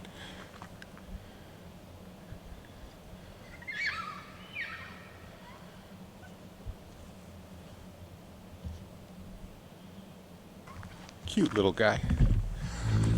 So I thought I heard him earlier. That's why when you're in the woods, the best thing when you hear a noise, it's definitely something. Typically, you know, rattling in the bushes next to you and stuff like that. That's like back home. That's a chipmunk. That's a squirrel. No, never mind. Sometimes it's a bird. But if you hear something in the distance and it's loud enough for you to pick it up, it's likely something that's larger. Look at that tree. I guess it's that one. It's pretty big. But it's definitely something, and if you investigate, you will find out. I've seen, I have not the greatest eyes, but I have good ears, and I am awful at spotting animals, but I am good at hearing them. And it's, if I hear something, it is typically something. Doesn't mean I'll investigate. I just assume it's a deer or it's like the big trees, one of the big trees trail. It's a short trail, but it's starting to get dark. I'm surprised there aren't people out here. I don't think Tasmanians understand what they got going on here. Or maybe they've already all seen it. I think if they knew how much, like in my country, they cut down 99% of all the old growth. It takes thousands of years for that shit to grow. And it totally destroys the ecosystem, makes it vulnerable to disease. And that's why and then they just advocate for more logging. And it's like, you guys are just making the situation worse. Boy, that stinks, the toilets. I don't even think the biggest logging advocate would have went in front of the people of the United States and been like, hey, we'll leave 1% of old growth, we'll take the 99%. I don't think anybody would have agreed to that. And those are our resources. They're on our public lands. I didn't beat the old girl up too bad. I think I'm done with all the craziness. There's one more thing I want to see, and I think it's a pretty established road, and then I'm pretty much done. Unless I go back to Huon. But I need to clean up in here, and I'm going to start working on some videos. Since today's the earliest I've gotten done. It's almost 8, but that's about the time I normally stop. So, I forgot to put the screen up. What's that?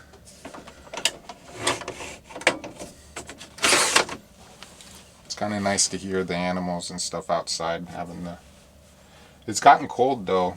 Yeah, with what's going on, you know, tariffs, Trump, Gaza, you know, the Egyptian government might be cool with me because, you know, they're kind of complicit in all of this because they have to keep their overlords happy, which is the United States. That's why they're monarchs, but their people, they know better. And if the plight of the Gazans gets bad enough, which it has, then these leaders have to worry about revolution. The whole world doesn't like it. I mean, everybody knows. It's just Western media is so terrible. And when I say Western, I mean anything CNN, because CNN is in South America, it's in Central America, it's in Europe, you know, all of those same kind of corporate, and they have their own set of interests, and they want access to politicians. They probably get, you know, from that USAID thing, it sounds like they were getting money from the government, probably I think in the hundreds of millions, or maybe even $1 billion. I don't know. So if they're getting all this money each year, they're gonna say what the government wants. That's just so, you know, it's soft. That's what's called soft power. You know, rather than go to war, you just pay off your enemies to do what you want. I wish they'd stop logging. But I'm gonna make dinner and set things up for staying overnight. Tomorrow I'll hike the trails around here and then head into the visitor center again, maybe get the keys to go on that other hike, and then camp probably where I camped last night and then go to Huon, hike, stay the night, and then go to the airport, or then go turn this in and then go to the airport. So we're gonna do the big tree walk and then the river walk. So let's get going. It was so cool. I got to see that. I don't know what it was. I'll have to look on the camera. He was so cute though, how he turned his head. So there's my van down there where I stayed the night last night. And then the big tree trail, I'm already on it. There's old growth all around me. I don't like sleeping in the old growth. Maybe one night, but you can't live there. It's too dark, especially when it rains. But I'm all by myself out here. Every once in a while a car drives by. There are private properties and stuff, and a lot of vehicles that say construction on it. So they drive fast, even though I'm out there drinking coffee. They just blow by you with dust. They're assholes. Not very. I mean, if they meet you in person, they're nice.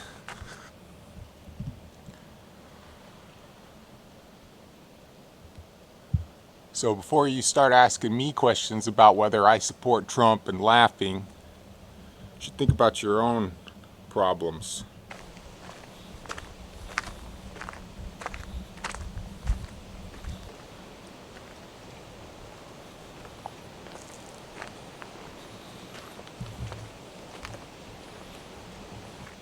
I don't know what kind of tree that is. He's different. Or maybe it's just the moss.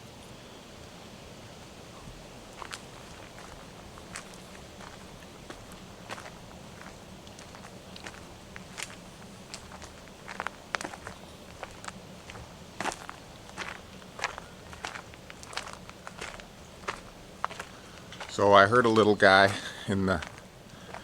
over by my camp. I think they're curious. It's probably why they get hit by cars so much.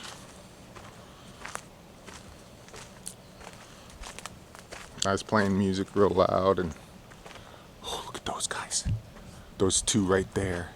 Trees. I'm not talking about animals. I know you're probably thinking. Look at that. Oh, so beautiful. At the top of them there. You see that? I love this stuff.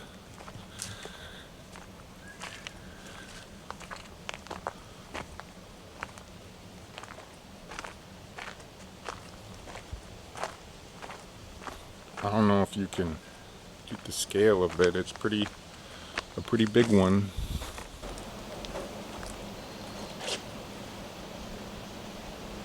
So cool.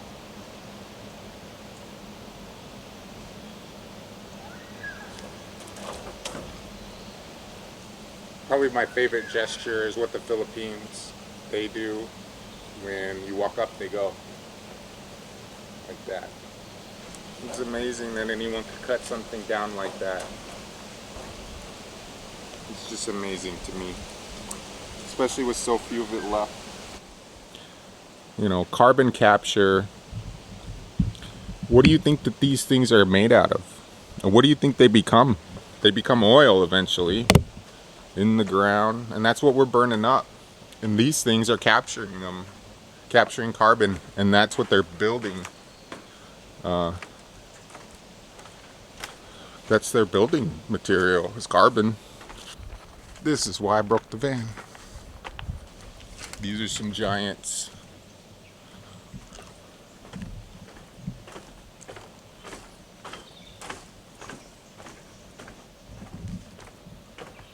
Was that a road? Oh, I'm already back. That was a short trail. I think I do need to go back to the Huon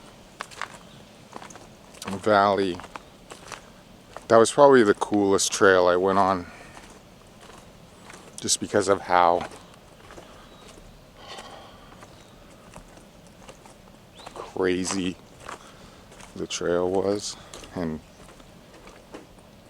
you could definitely tell it had a lot of carbon density, like they say, you know.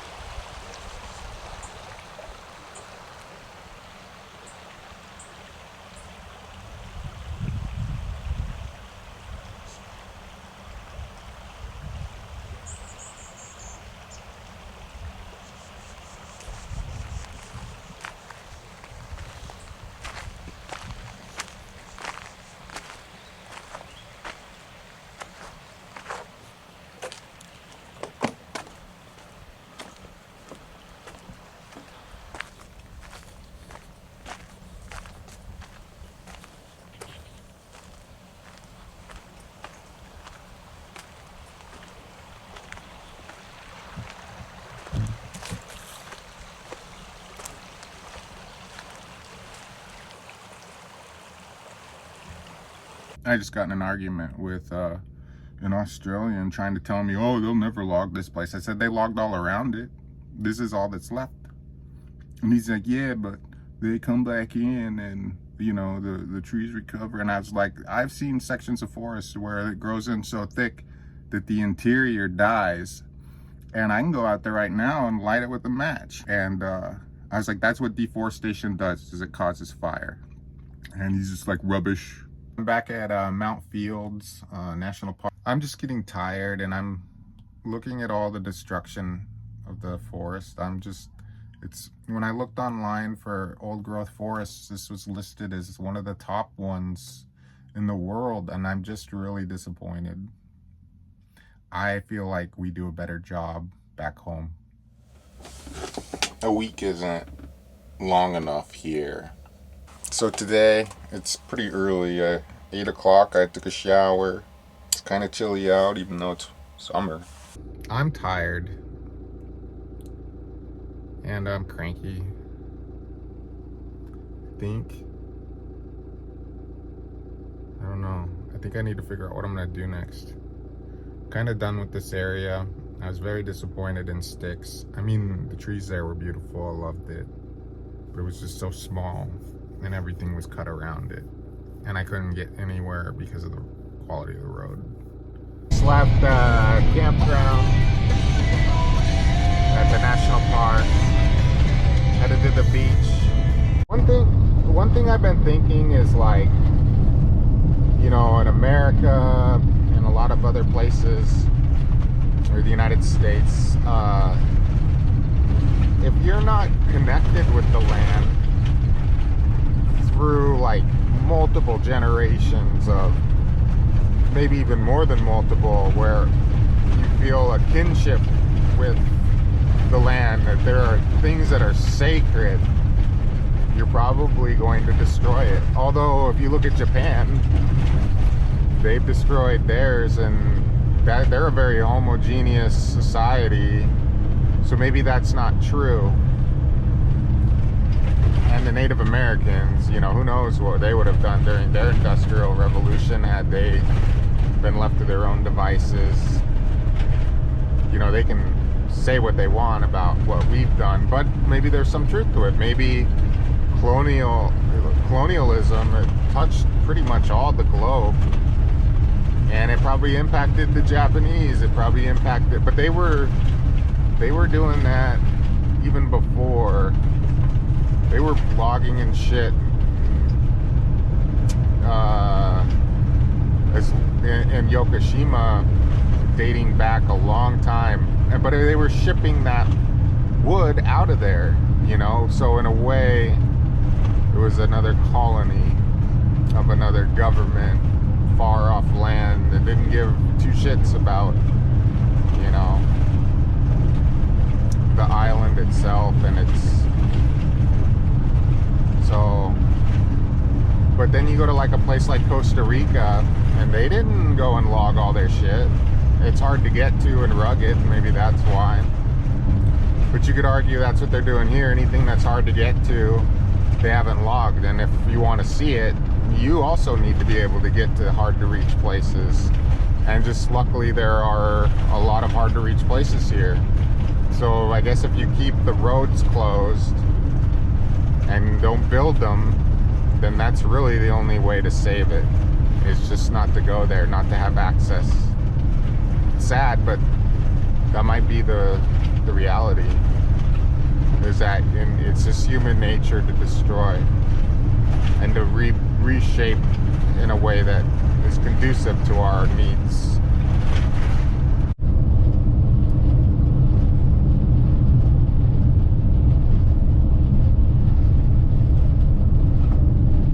Another thing that I've been thinking is you can't just log an area and then leave it. It has to be managed after that until it's healthy again. And it doesn't necessarily have to be old growth to be healthy, but it can't grow in too thick. If it does, they have to go in and either cut it again or thin it or something, but they can't leave it like that. It's just a tinderbox. So Google just took me on another road that ends up taking me where it says camper van whatever not suitable. So I need to find another way.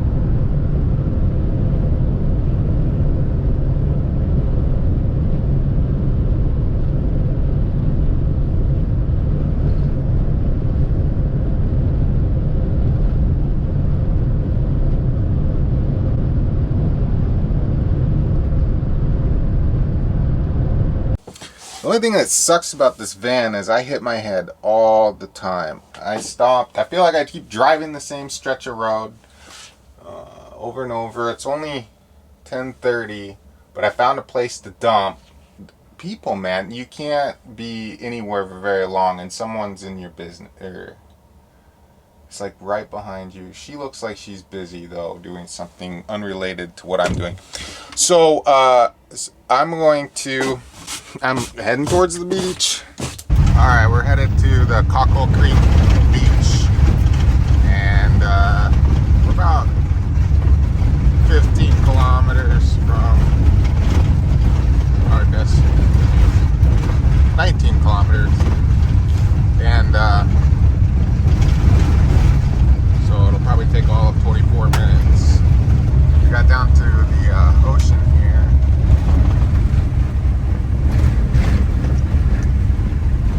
But we're headed to Cockle Creek, which is like another few kilometers.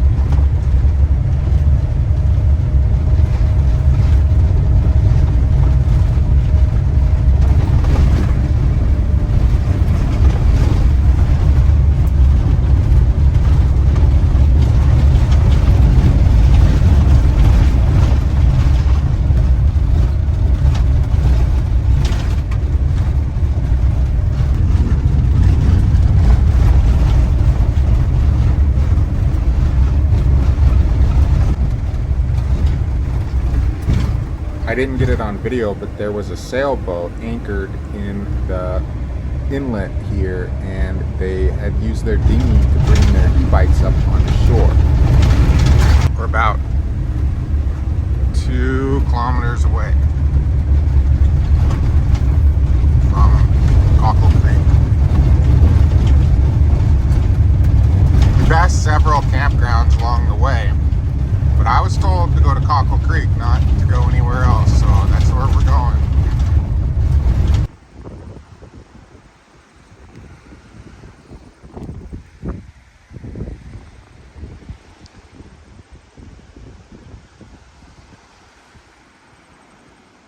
So back a ways, it was more exposed to the open ocean. I think I'm gonna go there where there were waves and stuff.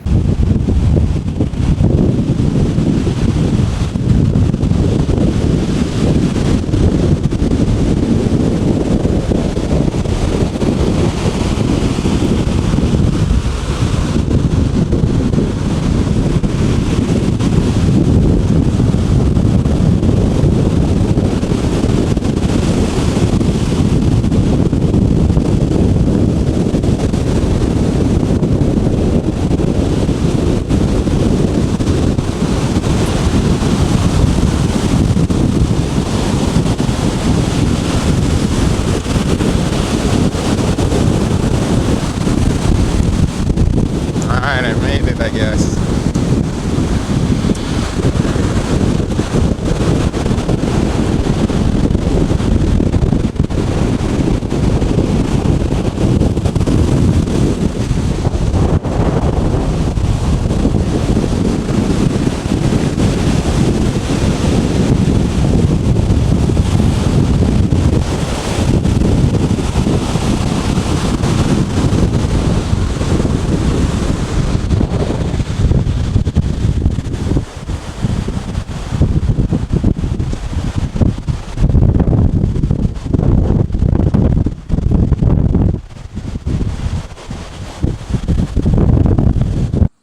Well, I just started driving down a random road, but I'm getting kind of tired of driving that rickety piece of shit around. Just have to step away from it. I don't know whether to camp out here, whether it's worth to keep driving or turn around and just go back into town and dust myself off. It's all dusty. I said I wanted to explore, you know. I wonder where this road goes. So that sign says Southwest National Park, World Heritage something site, World Heritage Area. So I haven't been in this national park. Well, down by Cockle Creek I would imagine I was, but I didn't see a sign for it.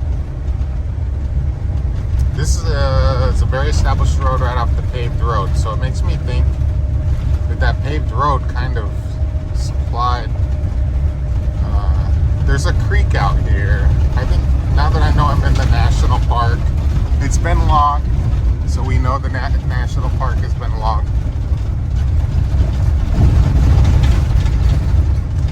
It looks like they're still logging it though, too. Because I've seen areas out here that are totally bare on the GPS. But I think it's worth going down to this creek. It's called like Summer Creek. So this is Summer Creek down here.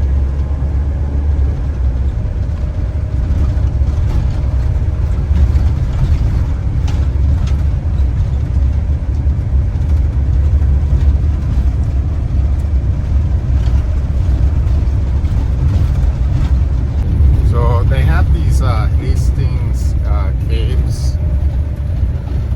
I want to say I've seen, there's been lots of caves on all trails, so I don't know if they're which ones this is, but there's a good chance they haven't cut around it potentially.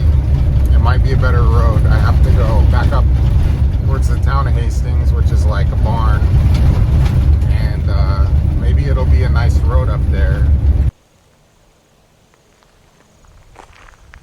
All right. I decided to come back to the Huon Valley. Saw a black snake again as I came in. Weird that both times I saw a black snake. Doesn't look like there's anyone here. Probably gonna stay the night here too. This whole area had a fire. The trail does a loop, and we should probably follow it the same way I did last time. It was the easiest.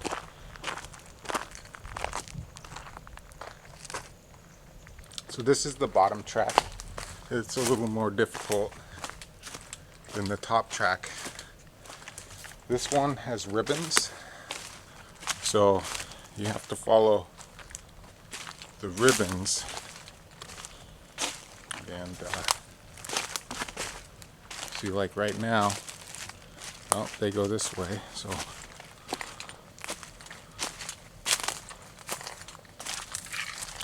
it's pretty cool.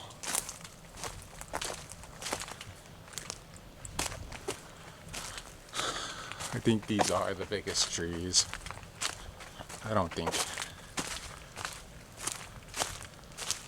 I think this is the best trail that I've been on so far of all the trails. It takes about an hour and a half and it gets dark. 6:30 now. I think it's dark at 8. But the top track is a lot easier. So if the light starts to fail me a little bit, the top track, plus the top, I can go back and see a lot of that later, like tomorrow.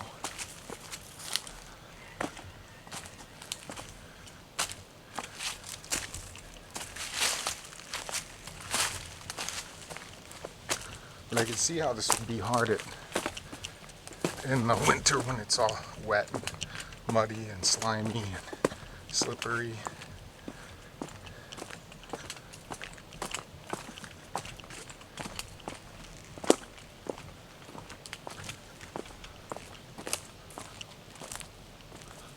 See. Okay, I'm gonna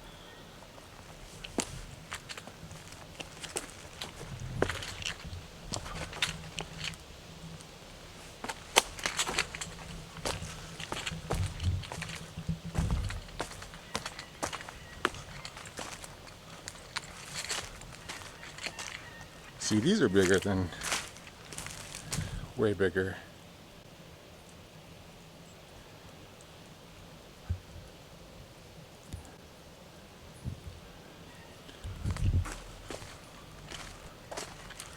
They say this, these areas out here can be some of the most carbon dense.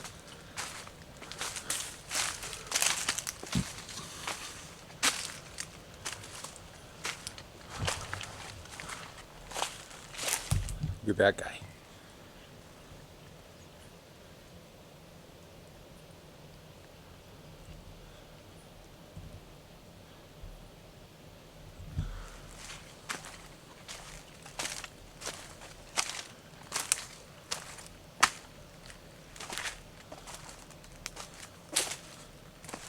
More snakes than I saw last time. It might take me a little longer. I might have to walk slower. But I don't think it gets dark until like 8:30.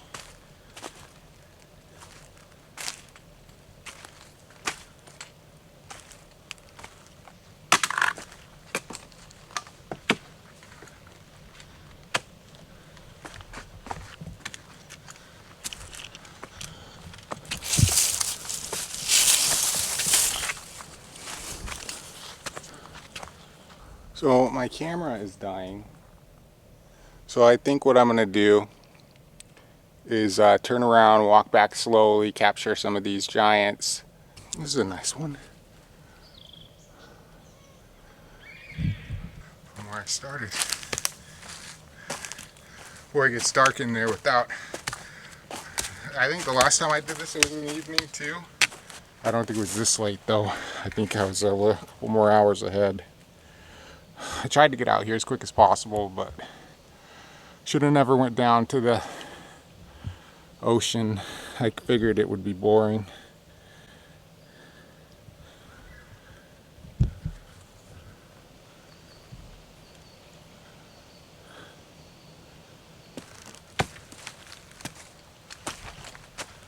Oh, I lost the trail.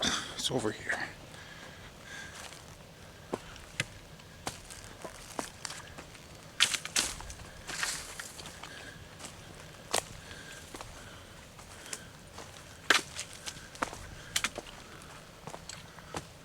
I like this trail.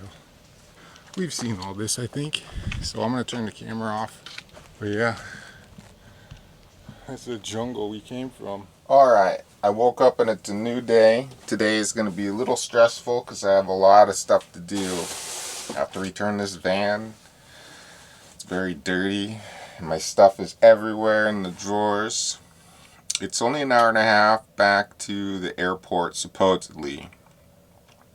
So I should have plenty of time. It's 9 o'clock. So I have probably 2 hours to dick around here. And then at 11 I think I should probably go. That'll give me 4 hours. Takes an hour and a half to get back, but I have to dump. So I have to find a place to dump. And that I think is going to be 20 minutes out of the way or more. Maybe a half hour out of the way. And then I got to get gas. That'll probably take another 30 minutes plus eating, you know, kind of throw that in there. I might grab something from the store. And then I have to pack up all my stuff. But I'm going to try to put that hubcap back on. So I think I have enough time to do everything. That gives me 2 hours here. I woke up in the Huon Valley. I slept overnight here so that I could walk the trail to see the big tree again. I don't know if I'm going to do the bottom track. I might just do the top track and do it I walked through a little bit of it last night and you can kind of get a sense for that. The top track's a lot easier. I should have came here instead of going to the beach. That's what I'm doing now. You gotta get going. Look at that tree. That tree's taller than the van, probably. So this whole area burnt. Probably after they saved it. So see these pink ribbons? You have to follow those in. But they logged pretty much everything around this, and then when they discovered these big trees, conservationists were able to convince somebody, I don't know who, got to decide, but oh good, some water here. You're supposed to spray your feet. My feet should be clean, but I'm gonna do it again. Assist in preventing this phytophthora, but it's like a rot that you can spread. Gosh, I don't remember this.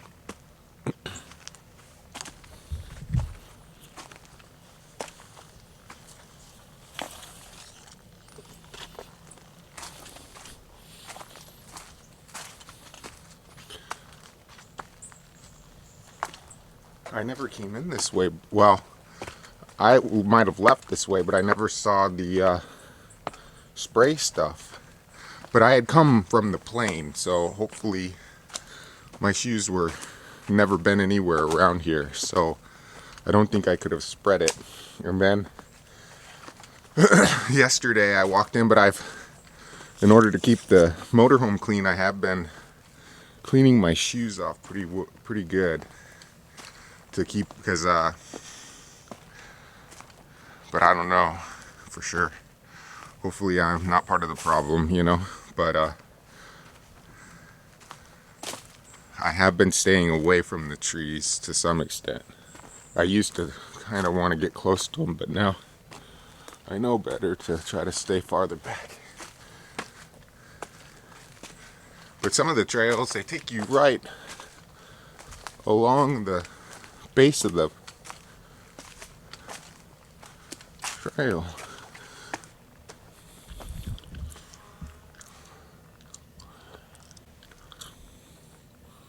That's a big one. Splits off into two way up there. So this is called Temple. It's 16 meters in girth, 65 meters tall, 230 cubic meter in volume. So this guy here, his name is Longfoot. What does it say? Another 17 meter in girth.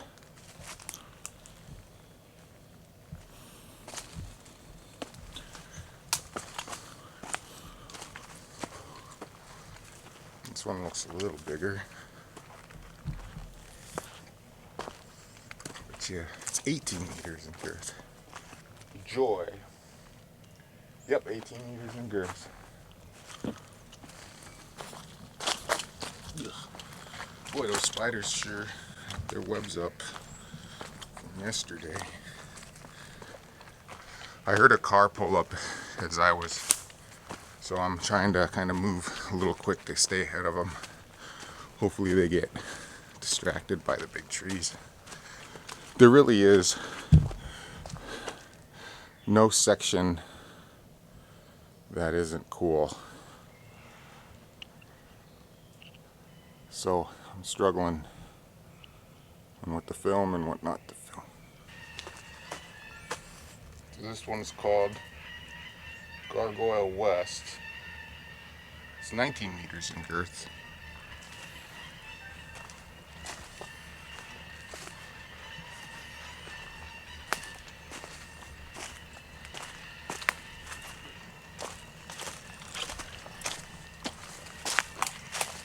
I think there's a gargoyle east.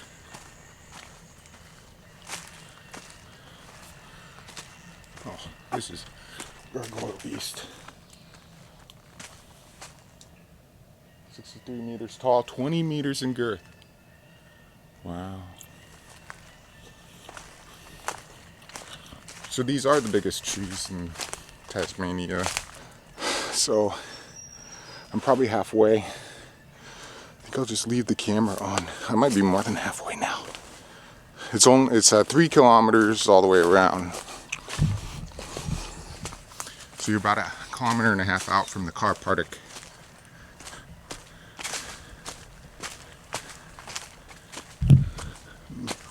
This is called 3-phase, 14 meters in girth, 73 meters tall.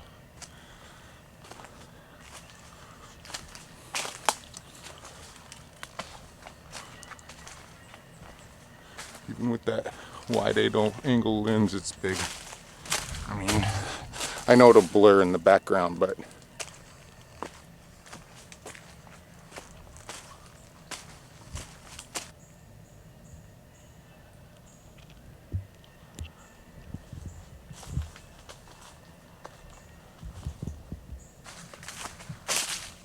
so this one is Rose, 13 meters in girth. It's an Eucalyptus globalus, so it's the blue gum.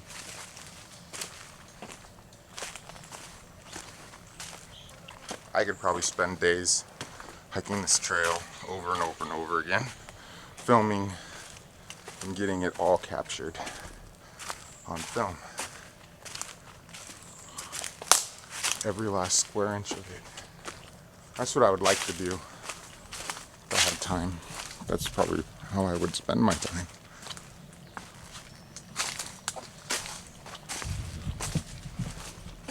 But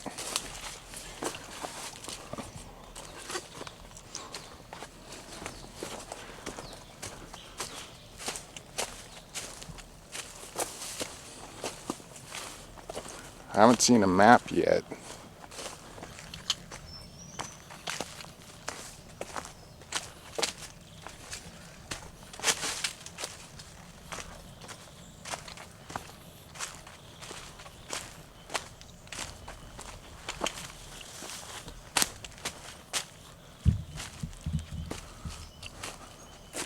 Get to walk right next to that. Is that Lassamith? Right there. I think it's that one there. Can you see it now? That's Lathamus in the background there. So I've made it 1.5 kilometers, and you've walked most of it with me. I've only had the camera off a little bit.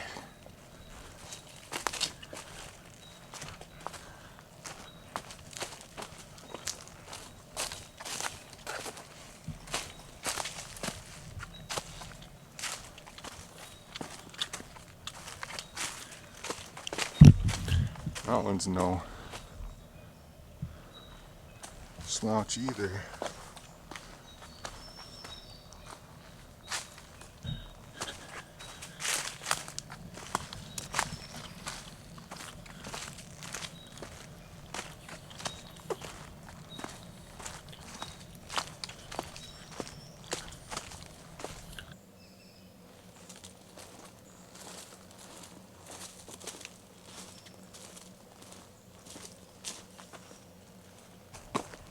This is a blue gum.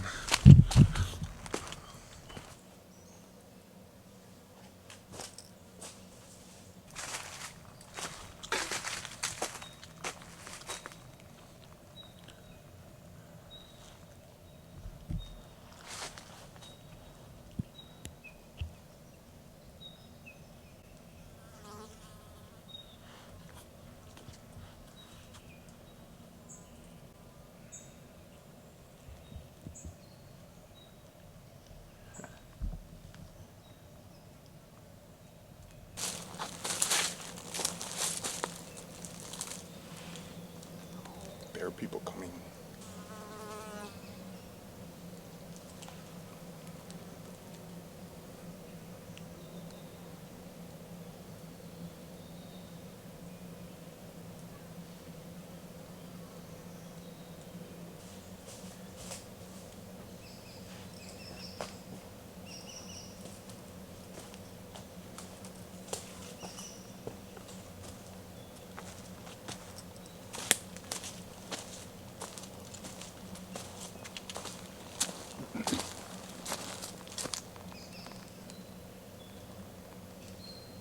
$18 meters girth, 81 meters tall.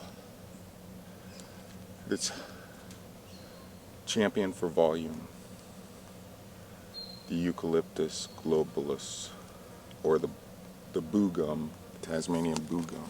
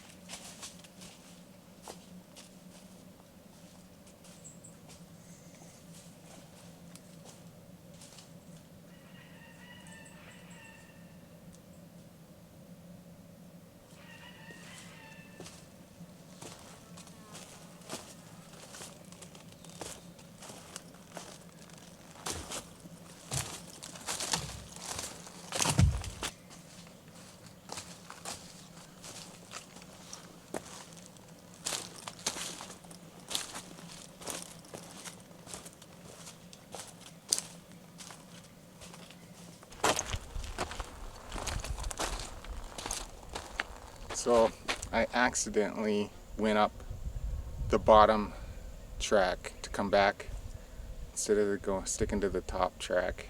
It's 11. Unfortunately, I can't go back and have to get going.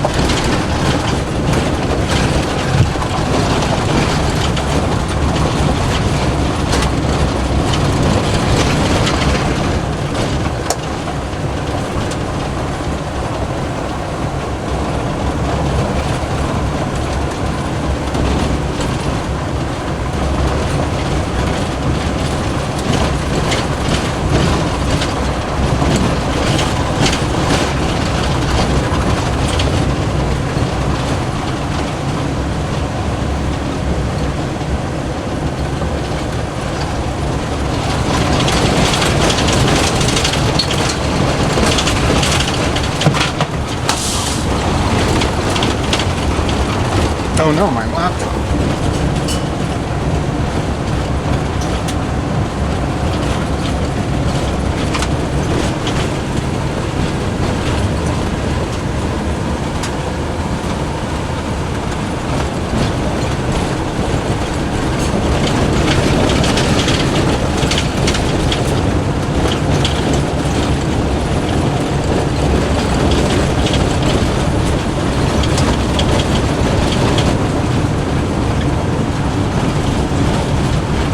around, Dopey.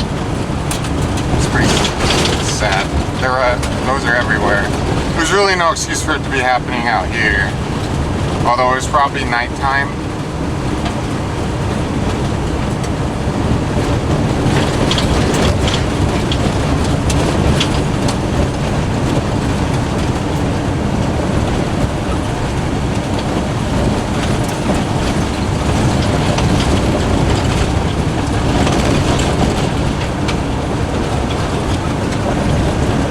See, they planted trees back in there.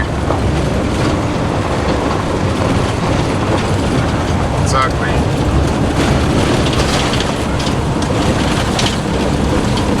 And obviously this has all been locked and burnt.